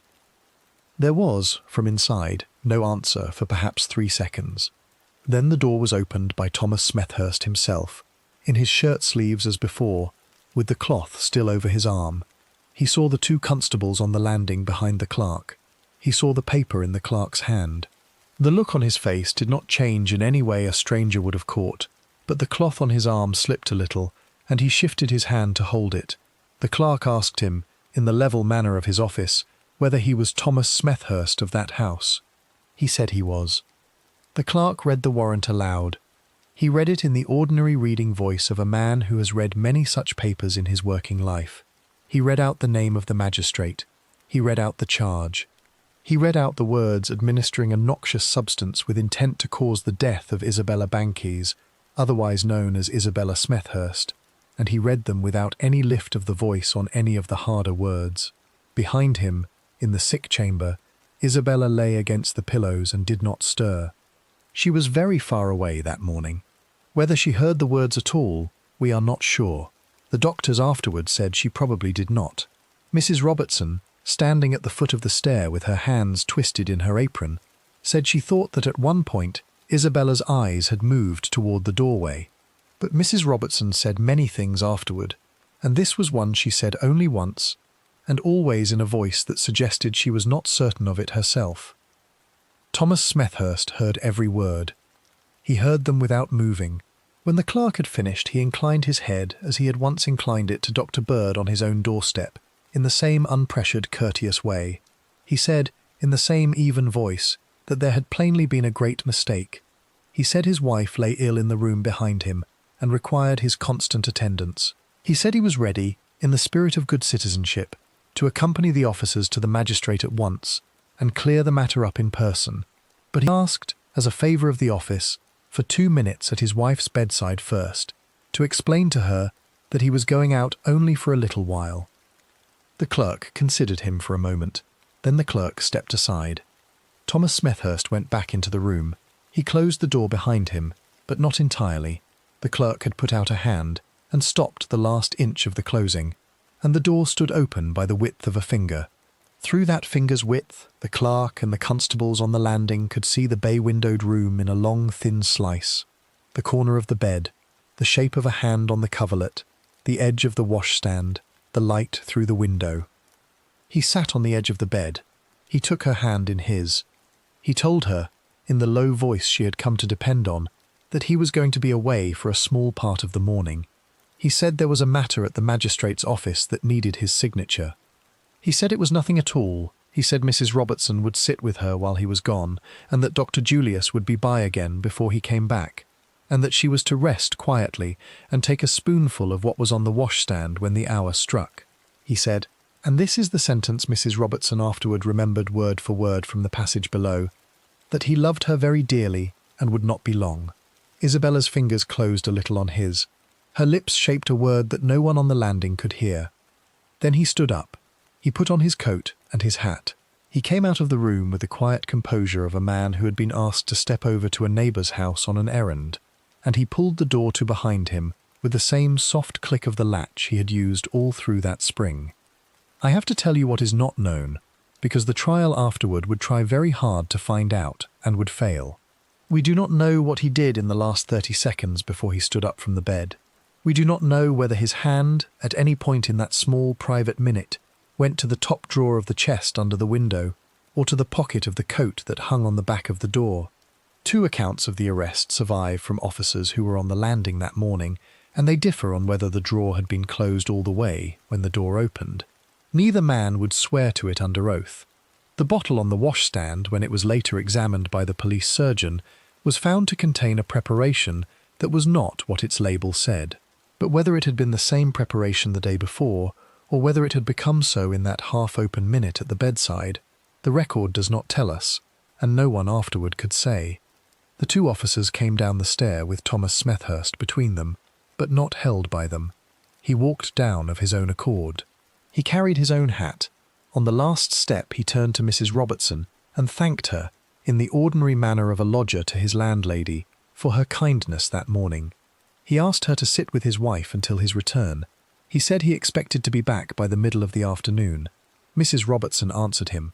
Her voice, in her own hearing, sounded like a stranger's voice. She said she would sit with the lady, and she would give her the arrowroot at 11 as usual. She did not say the last part of what came into her mind. She did not say what she was thinking about the bottle on the washstand. At the front door, the clerk went out first. Thomas Smethurst went after him. The two constables came behind. A hansom cab had been ordered up from the corner of the terrace, and was waiting at the gate, with a driver who had been told nothing and was reading a newspaper on the box. Thomas Smethurst got up into the cab of his own accord. One constable got up beside him. The clerk got up opposite. The second constable took the box beside the driver. The door was closed. The driver, who had by now understood a little of what he was carrying, and had folded away his paper, glanced back once for the clerk's nod, and then flicked the reins. The cab pulled away from the low iron gate at 10 minutes past 8 in the morning, on a bright and quite ordinary spring day, and it turned at the corner of the terrace and was gone. Mrs. Robertson stood at the open door with the door in her hand and watched it go. Behind her, at the far end of the passage, the clock in the hall began to strike the quarter. She listened to the 4 small strokes. When they were done, she closed the door, and she leaned her forehead for a moment against the wood of it, and then she straightened up and dried her hands on her apron. She went along the passage. She went up the stair. She opened the door of the bay-windowed room and went in, softly, so as not to wake the woman on the bed. Isabella lay against the pillows. Her hand was in the same place on the coverlet where her husband had left it. Her eyes were closed now. Her breath came shallow and even. Mrs. Robertson sat down beside her on the chair Dr. Julius had used, and she took the thin hand into her own. Outside, in the terrace, a milk cart went by. On the other side of the town, the cab carrying Thomas Smethurst was crossing the bridge over the river, and the driver was calling out to a boy on the pavement, and the boy was calling back, and the day was going on in its ordinary way, as if nothing at all had happened in a house on Alma Villas that morning.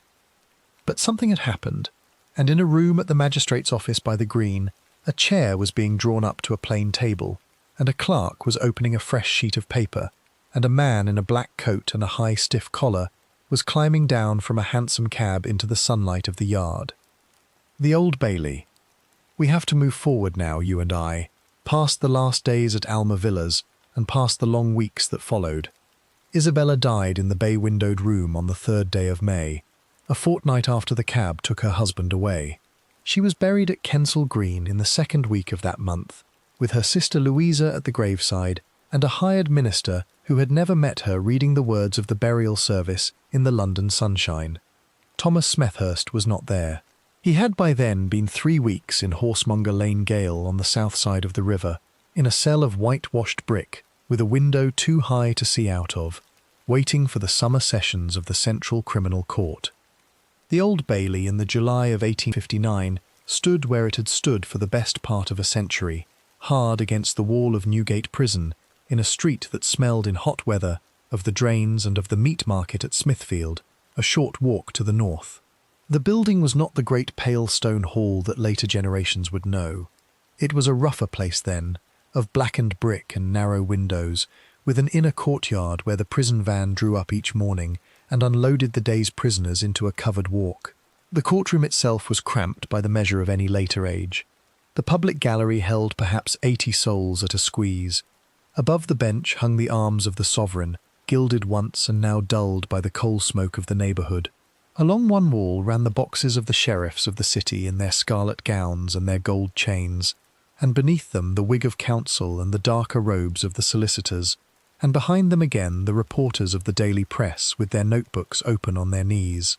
The room was hot before it filled. The case of the Queen against Smethurst was called on the 15th of July.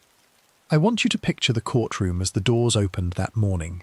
The heat outside in the street was already very great. Inside, the air smelled of old paper, and of the wax on the benches, and of the perspiration of the ushers in their heavy black. The public gallery had been full since 7:30, with people who had brought their bread and cheese wrapped in a handkerchief and meant to stay the whole day. Ladies in bonnets sat beside servants in aprons. Clerks from the counting houses of Cheapside sat beside porters from Covent Garden, with the straw still on their boots. The whole city, in one form or another, had come to see the doctor. He was brought up the narrow stair from the cells a little after 10. He wore a dark coat, brushed by a warder that morning, and a stock of white linen at his throat. His hair had thinned a little in the weeks of imprisonment.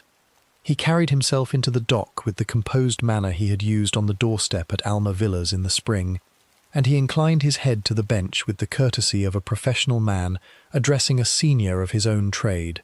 Above him, on the raised seat under the arms of the sovereign, sat Lord Chief Baron Sir Frederick Pollock, a heavy-jowled judge of 75, in a full-bottomed wig and the scarlet robe of his office, with a black cap folded neatly on the desk beside his hand.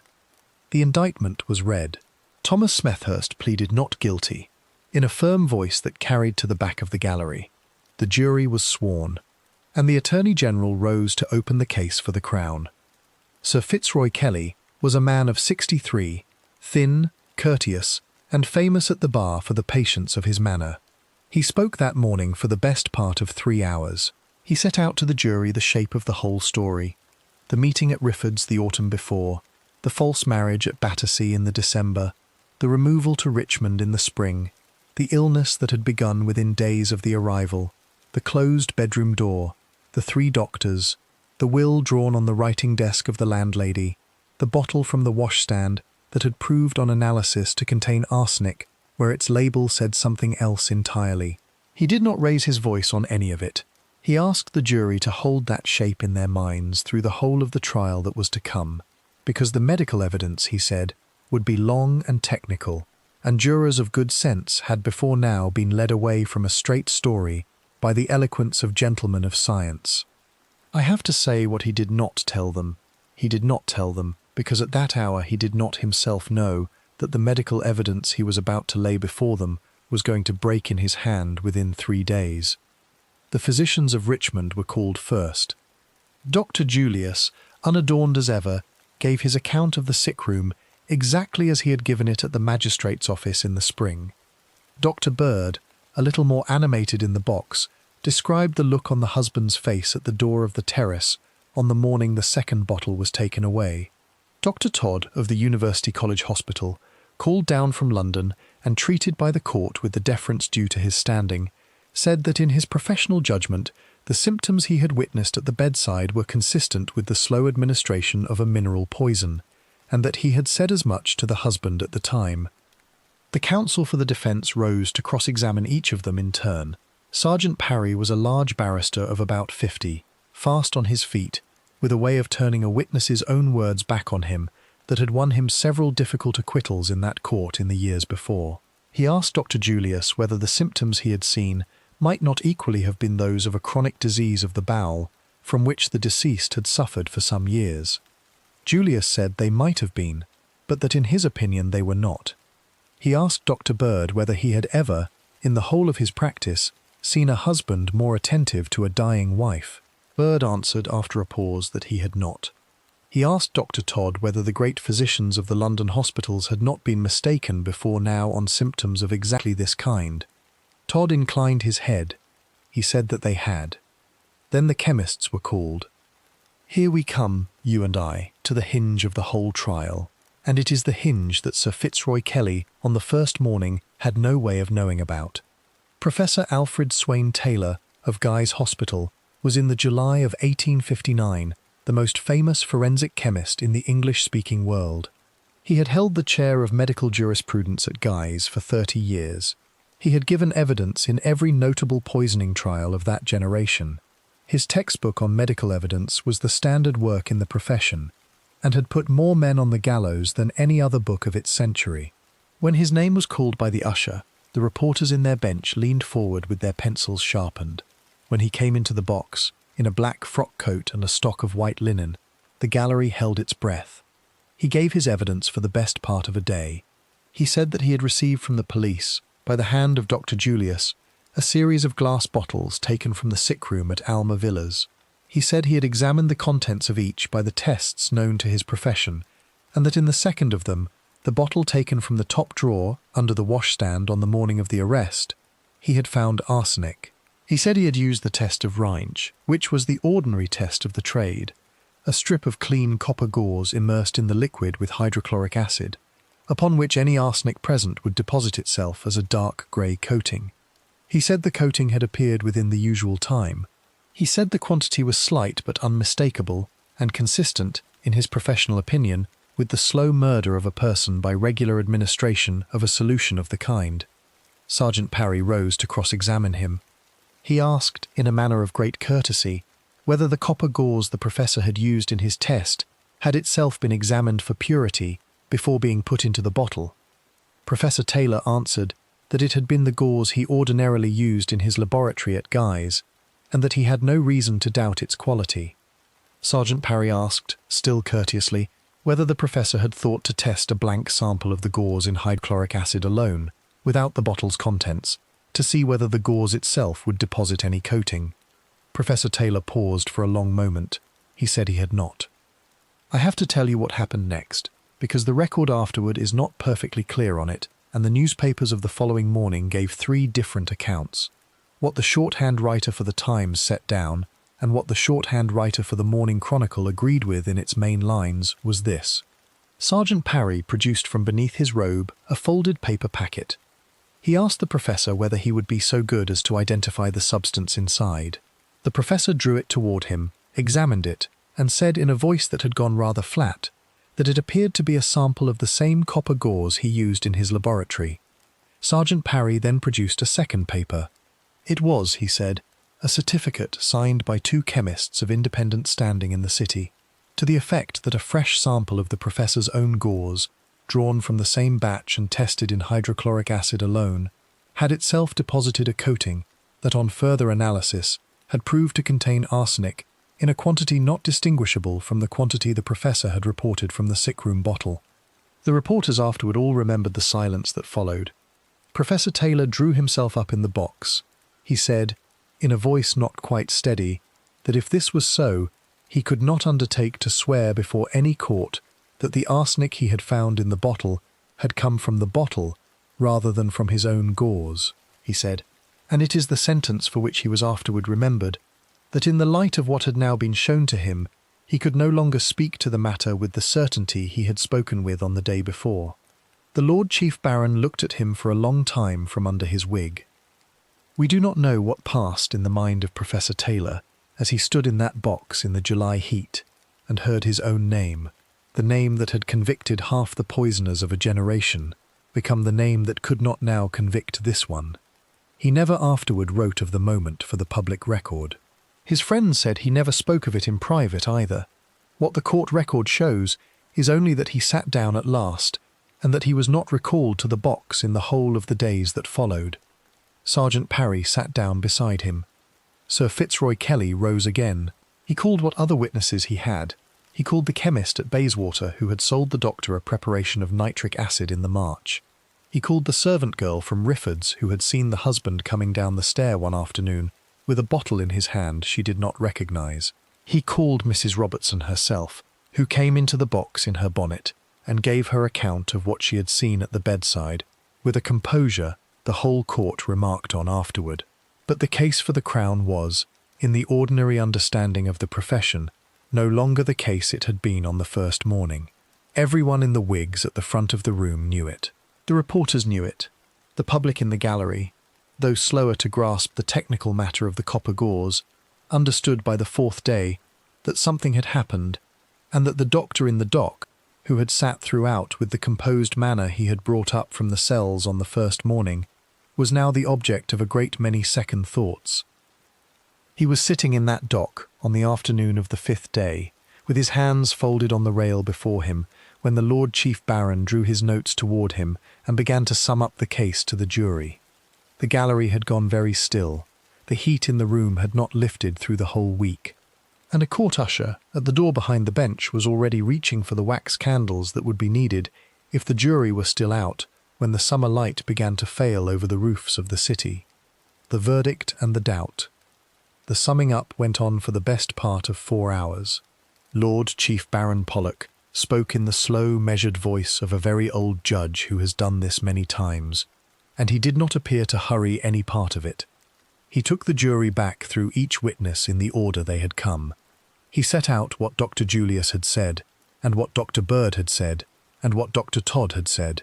He set out what Mrs. Robertson had said, and what the chemist at Bayswater had said, and what the servant girl from Rifford's had said. Then he came at last to the matter of the copper gauze, and here his voice took on a different weight, and the reporters at the press bench leaned in with their pencils lifted. He put the matter to the jury very plainly. The chief chemical witness for the Crown had, in open court, withdrawn the certainty of his own finding. He had said he could not now swear from what source the arsenic had come. That was, the Lord Chief Baron said, a very grave thing to have happened in the middle of a trial upon a capital charge. But it was not, he said, an end of the case. The other evidence remained. The conduct of the accused remained. The will remained. The bottle from the top drawer remained. The jury were to weigh the whole matter with their consciences, and to remember that a man's life was in their hands, and that the doubt of a chemist was not, of itself, the doubt of a jury. I have to sit with that sentence for a moment before we go on, because everything that came after turns on it.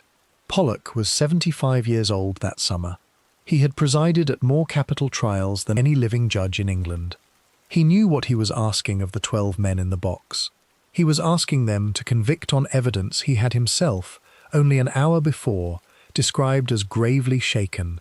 Whether he meant to tip them toward a verdict of guilty, or only to keep the option open in case they should reach one on their own, the record does not tell us.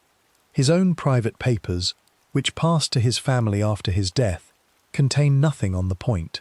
His grandson, writing many years later, said only that his grandfather had always considered the Smethurst case the most difficult of his long working life. That is as near as we come. The jury retired at a little after 4 in the afternoon. They came back at 40 minutes past the hour. 40 minutes is not a long time for a jury on a capital charge. The reporters in the press bench looked at one another as the door opened and the 12 men filed back into the box. The foreman, a stationer of the city by trade, held a folded slip of paper in his hand. He did not look at the doctor in the dock.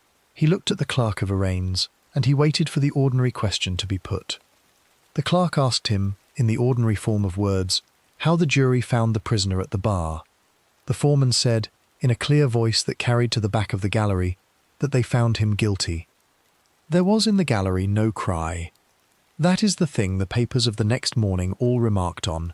A verdict of guilty on a capital charge, in that court in that year, was ordinarily met with some sound from the public benches, a woman's gasp, a shifted foot, a murmur that had to be gavelled down. On this afternoon, there was only silence. Some who were there said afterward that the silence lasted a full 10 seconds. Others said it was no more than 3. Everyone agreed that it happened. The Lord Chief Baron drew the small black cap from the desk beside his hand. He did not put it on his own head. He placed it, in the old form, upon the top of his wig. He turned to the man in the dock, and he asked him whether he had anything to say for himself before sentence was pronounced upon him, according to the law. Thomas Smethurst rose. His hands were on the rail before him. His voice, when it came, was steady, and it carried without effort to the last row of the gallery. He said he was as innocent of the death of Isabella Banks as any man in that court. He said he had loved her from the first day he had known her, and had never in his life administered to her any substance intended to do her harm. He said the verdict of the jury had been arrived at, upon evidence which the chief witness for the Crown had himself withdrawn, and he asked, without heat, that the Lord Chief Baron would remember this. Then he inclined his head to the bench in the same courteous way he had used on the first morning of the trial, and he sat down again. The Lord Chief Baron then pronounced the sentence of death. He pronounced it in the ordinary form, with the ordinary words, that the prisoner should be taken hence to the place from which he came, and thence to a lawful place of execution, and there hanged by the neck until he was dead, and that his body should be buried within the precincts of the prison, and might the Lord have mercy upon his soul. He spoke the words without emphasis on any of them, in the flat old voice of the sentence itself.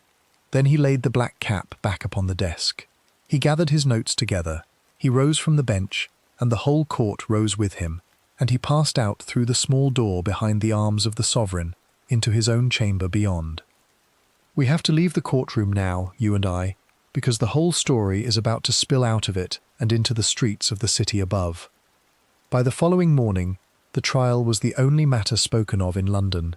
A host of papers gave over their front pages to it. The Times printed a leading article of great length in which it praised the composure of the accused and questioned, very gently, whether the medical evidence had truly warranted the verdict. The Morning Chronicle went further. It said, in language its editor would not lightly have chosen, that a man appeared to have been sentenced to death upon proof that had crumbled in the witness box. The Lancet, the great weekly of the medical profession, put the case at the head of its next issue, and did not pretend to be neutral about it. It described the Rheinsche test as it had been performed, and it described the copper gauze as it had been shown, and it asked its readers, in a tone of cold and professional anger, whether the chief chemist of Guy's Hospital had done the work of his office with the care that the life of a fellow subject required. The medical profession, in that summer, was not a large one. Every physician of consequence in London had known Alfred Swain Taylor personally for the whole of his working life.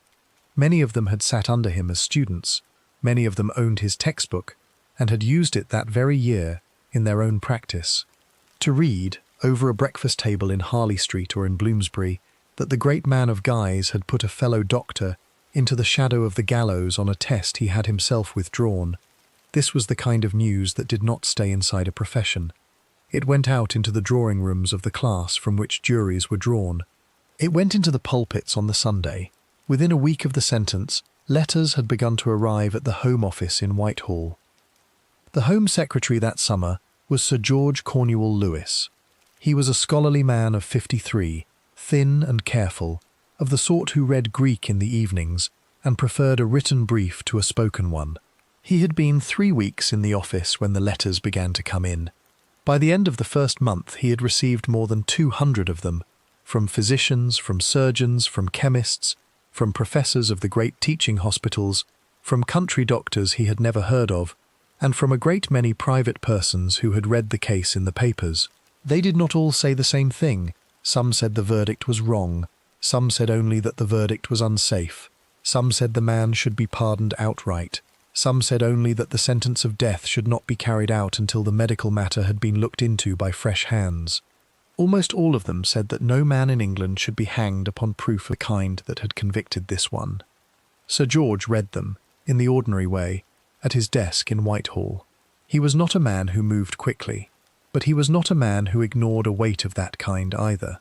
Within 10 days of the verdict, he had written privately to Sir Benjamin Brodie. Sir Benjamin Brodie was 76 years old that summer. He was the president of the Royal Society, and had been sergeant surgeon to the sovereign for many years, and was regarded in his profession as the last living man whose opinion on a medical question was heavier than any committee's. Sir George's letter asked him whether he would, as a private favour to the Home Office, look through the medical evidence given at the trial and give his own considered opinion on whether the verdict was one that the state could safely act upon. Sir Benjamin agreed. He spent the whole of August upon it, in his own rooms in Savile Row, with the trial transcript on the desk before him and the medical bottles from the sick room, which had been preserved by the police, on a table by the window. He wrote his report in the first week of September and delivered it, sealed, into the hand of Sir George Cornewall Lewis himself. The report has not, to this day, been printed in full. Portions of it were read to the House of Commons in a later session. Portions were quoted by Sir George in the letter he wrote in reply to the petitioners. The heart of it, so far as any of us can now know it, was this. Sir Benjamin said that the whole of the medical evidence given at the trial was, in his professional judgment, insufficient to justify a verdict of guilty upon a capital charge. He said the tests had been badly conducted. He said the symptoms described by the physicians at Richmond were consistent with the natural disease of the deceased, as well as with the administration of a poison. He said that, On the medical matter alone, he could not, if he had been on the jury, have voted to convict. Sir George read the report at his desk. He is said to have read it twice. Then he sent for a clerk, and he wrote out, in his own hand, the letter that went the following morning to Horsemonger Lane Gaol. Thomas Smethurst was in his cell when it was brought to him. He had been there through the whole of the August, in the condemned wing on the ground floor, with a warder at his door day and night, and a chaplain who came to see him each morning after prayers. He had spent the days writing letters to a great many persons of consequence, in the same steady hand and the same courteous phrases he had used in the sick-room at Richmond. He had received, in return, more replies than any condemned man in that gaol was accustomed to receive. He was reading one of them when the governor of the prison was shown into the cell. The governor read out to him the letter from the Home Office. The letter said that Her Majesty, upon the advice of her Home Secretary, had been pleased to grant to Thomas Smethurst a free pardon in respect of the conviction and sentence pronounced upon him at the July sessions of the Central Criminal Court. The pardon was full and unconditional. It restored him, in the eye of the law, to the state he had been in before the trial. It was, in the whole of the century, a thing almost unheard of. A free pardon granted upon a conviction for capital murder, not a commutation of the sentence, not a reprieve pending further inquiry, but the erasure of the verdict itself. Thomas Smethurst heard it out without moving. He inclined his head at the end. He said, in the voice he had used in the dock, that he had never doubted the justice of his sovereign, and that he was grateful. Then he asked the governor if he might be permitted to write, that same evening, to Sir Benjamin Brodie and to Sir George Cornewall Lewis, to thank them each in his own hand. The governor said he might. Here is where I have to tell you, as plainly as I can, what the record does not settle and has never settled. A free pardon in the English law of that century was not a finding of innocence. It was not a court's reversal of a verdict. It was the sovereign's grace, exercised upon the advice of a minister. It undid the sentence. It restored the man. But it did not, in the strict legal sense, declare that the jury had been wrong, or that the crime had not been committed, or that another hand had done it. The letter itself did not say these things. It said only that mercy had been extended.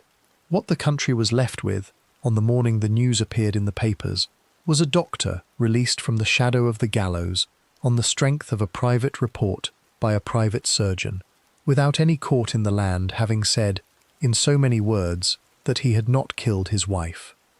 Isabella lay in her grave at Kensal Green, under a plain stone, with only her name and her date upon it. The bottle from the top drawer of the washstand at Alma Villas sat on a shelf at Scotland Yard, where it would remain for some years, unlabelled. Mrs. Robertson kept her lodging-house at Richmond until her own death in the 1860s, and never, so far as any of her nieces afterward remembered, spoke of the doctor or of the lady in the bay-windowed room to anyone who had not been in the house that spring. And Thomas Smethurst, on a bright morning in the second week of November, put on his own hat and his own coat, and stepped through the gate of Horsemonger Lane Gaol into the open air of Southwark, a free man in the eye of the law, with the ink of the sovereign's pardon still fresh in the pocket of his coat, and the whole of the rest of his life waiting for him on the other side of the river. The green on Kennington Common. The Southwark of that morning was not a quarter that made much of any man. A porter went past him with a load of hop-sacking on his shoulder, and did not turn a head. Across the road, a cabman on the rank went on eating an apple. Somewhere over the river, a bell was striking the half. The pardon lay folded in the inside pocket of his coat, warm against the wool, and no man within 100 yards of him knew it was there. That is a thing a great trial does not tell you about the day after.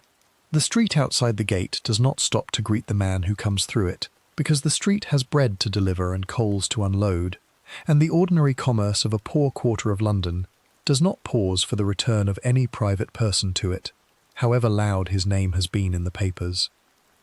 We have to stay with him for a while now, you and I, because the whole of the rest of this story is about to happen very softly, and it will be easy to lose the thread of it if we do not follow him step by step. Take a slow breath before we begin. The heat of the trial has passed. The gaslights are being lit along the Borough High Street on the far side of the wall, and the wind off the river has an edge of the coming winter in it, and this is the end of a story more than it is the beginning of one. He did not go straight to a lodging. What the record shows is that he walked over the river on Blackfriars Bridge that afternoon and took a room in a private hotel off the Strand under his own name. He wrote 3 letters that evening from a writing desk beside the window and sent them out by the boy of the house. One went to Sir George Cornewall Lewis at the Home Office. Another went to Sir Benjamin Brodie in Savile Row. A third went to the solicitor who had acted for him at the trial. The letters were composed, so far as any copies of them survive, in the same courteous hand and the same measured phrases he had used in the sick room at Richmond. He thanked each man in turn for the part he had taken in the mercy that had been shown to him. He signed each letter with the full form of his name. Then, within a fortnight, he was arrested again. I know that sounds abrupt, and I want to slow it down so we can see it clearly. The pardon he had received from the Home Office was, in the exact wording of the letter, a pardon in respect of the conviction and sentence for the murder of Isabella Banks. It was not a pardon for anything else. And there was, still on the record, the matter of the ceremony that had taken place at the parish church at Battersea in the December of the year before last, the ceremony in which the doctor had stood before an unsuspecting curate and taken a vow of marriage, while another woman, whom the law regarded as his wife, was living in a lodging-house near the Old Kent Road, in perfectly good health. The name of that other woman was Mary Durham. She was more than 70 years of age. She had been his wife for a very long time. She was still, as she had been through the whole of the trial, in her rooms in the south of the city, taking her meals in her landlady's parlour, reading the papers each morning like anyone else. The charge was bigamy.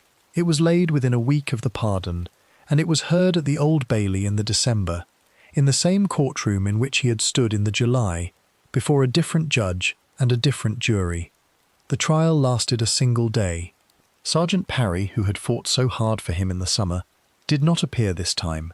There was, in truth, very little to fight. The register of the parish church at Battersea was produced. His signature was on the page. The witness who had stood at his elbow at the altar was called and identified him. Mary Durham, brought up from her lodging in a hired brougham with a warm rug across her knees, was helped into the box and confirmed, in a voice that was low but perfectly clear, that she had been married to the gentleman in the dock in the summer of 1828, and that no court had ever put the marriage aside, and that she had, so far as she knew, been his wife every day of the intervening years. The jury was out for less than a quarter of an hour. He was sentenced to 1 year of imprisonment, without hard labour, on account of his age and of the state of his health. He heard the sentence with the same inclined head he had used in the July. He was taken down the narrow stair to the cells, and from the cells to a van, and from the van to a prison in the north of the city, and there, in a room with a window rather higher than the one at Horsemonger Lane, he served out the year. I have to say what is not in the record. We do not know how he passed those 12 months. The governor of that prison did not keep the sort of journal that survives to us. The chaplain who visited him left no papers. The letters he wrote from inside, and he wrote a great many, have, with 2 or 3 exceptions, all been lost. What can be said is only that he ate his 3 meals a day at the ordinary hour, and walked his ordinary hour in the yard, and read what books were brought to him, and did not, so far as any warder afterward remembered, ever raise his voice or make a difficulty of any kind. He was, in the account of one of the men who watched him, the most composed prisoner ever put into his charge. He came out again in the December of the following year, in another cold week, and this time no gate of a London gale had a crowd near it. Now we come to a stranger thing than either trial, and I want you to notice it as it goes past, because the papers of the day let it go past without much notice at all. There was still the matter of the will. You will remember the sheet of paper that Mr. Senior had drawn up on the writing desk at Alma Villas in the spring, on the 9th of April, and that Isabella had signed with her failing hand, while her husband held the pen steady for her. That will had left nearly the whole of her small estate, some £1,700 and little more, in the money of the day, to the man now standing in the December cold outside a North London prison. The estate had been held in trust through the whole of the criminal proceedings. It was still there, on the books of a firm of solicitors in Chancery Lane, and it had earned its interest through the trial and the pardon and the year of imprisonment, and it was now, in the ordinary course of the law, waiting for someone to come and claim it. He claimed it. The case went to the Court of Probate in the following year. The court had to decide whether a will made in favour of a man who had been convicted of the murder of the person making it, a conviction later pardoned, could still be admitted to probate. The judge, after argument on both sides, held that it could. The pardon had erased the conviction. There was no other bar in law. The will was admitted. The money, less the costs of the proceedings, was paid over. Take that in for a moment before we go on. The will drawn up at the bedside in the spring, on the paper the landlady had brought up from her own parlour, in the hand of a wife who had 4 weeks to live, was in the end honoured by the courts of the country. The man who had mixed the arrowroot with the small silver spoon walked, in the ordinary course of the law of that country, into the inheritance he had been named for. Whatever any of us in this century may think of that, it was what happened. The record is not disputed on the point. He lived, after all of it, for another 12 years. That is a fact one has to sit with. He was already in the middle of his life when the whole thing happened, and he lived on into his late 60s in a series of respectable lodgings in the north and west of London. He kept no household of his own after that year, so far as any of the census returns show. He never remarried.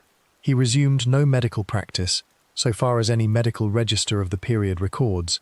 He was, in the ordinary phrase of the day, a gentleman of independent means. He was seen from time to time at meetings of a learned society to which he had belonged before the trial, and he was seen sometimes at an afternoon service in a certain church in Bloomsbury, sitting in a back pew with a black prayer book on his knee. He was not, so far as any account of him afterwards suggested, avoided in the street, though he was not sought out either. London in those years was very large, and a man who wished to be no more than a face in it could arrange his life so that he was no more than that. He died in the year 1873, in a house off Portman Square, of a disease of the heart that had been troubling him for some months. He was buried at his own request, without any ceremony beyond the ordinary form of the burial service, in a burial ground on the north side of the town. The stone above him gave only his name and his dates. There was no epitaph on it. There was no line of scripture. We have to leave the houses and the courtrooms now, you and I, and go out into the air for the last part of this, because the story ends better under an open sky than it does under a roof. Kennington Common, in the summer of the year he died, was no longer the common it had been in the boyhood of his own father. The gallows that had once stood there, on which the hangings of Surrey had been carried out in the last decades of the century before, had been taken down long since, and the ground around them had been laid out in gravel walks and painted railings, and the beds of a public park. Children played there on a summer afternoon.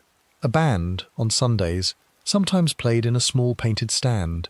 A person walking across it in the year of his death would have seen, if he had known where to look, only a slight rise in the turf where the beam had once been set, and would not, unless he had been told the history of the place, have known what the rise was. The city, in this as in most other things, had grown over its old cruelties without much comment on them. There is one last question, and I have to put it to you before I let you sleep, because the country in that century never quite put it to itself. Did Thomas Smethurst kill Isabella Bankis? The pardon did not answer the question.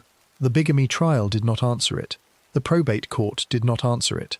Sir Benjamin Brodie's report, which lay in the papers of the Home Office through the whole of the rest of the reign, said only that the medical evidence had been insufficient, not that it had been wrong. The bottle from the top drawer of the washstand sat on its shelf at Scotland Yard for some years, and then was quietly disposed of, and no further test was ever made upon what had been in it. The physicians of Richmond, who had believed at the bedside that they were watching a slow murder, went to their own graves believing it. The friends of the doctor, who had believed at the trial that they were watching a great man of medicine unjustly hounded, went to their graves believing that. The country, having decided that it could not hang him, seems to have decided also that it did not wish to know. Isabella lay in her plot at Kensal Green, under the plain stone with her name and her dates upon it. No hand from any later generation has ever put a fresh flower on that stone that any keeper of the ground could remember. Louisa, her sister, lived on for many years and never spoke of the case, and when she was old was heard to say only that her sister had been the kindest person she had ever known, and that there were things in this world that were better left in the ground with the person they had been done to. The wind blew across Kennington Park on the afternoon he was buried, and moved the leaves of a plane tree above the walk, and a boy went past on the path with a hoop in his hand, and did not know any of it. Somewhere in the north of the city, a stone was being lowered into place over a private grave. Somewhere in the south of the city, a widow past 70 sat by her own fire and read of the death of the man who had been her husband, and closed the paper, and did not, so far as her landlady afterward remembered, say anything at all. The candle in the room where you are listening has burned very low now. The night has settled. The story has ended, though not in the way a court would have wished it to end, and not in the way a listener perhaps hoped it would end either. The chamber falls silent, and history, once again, turns the page in the dark.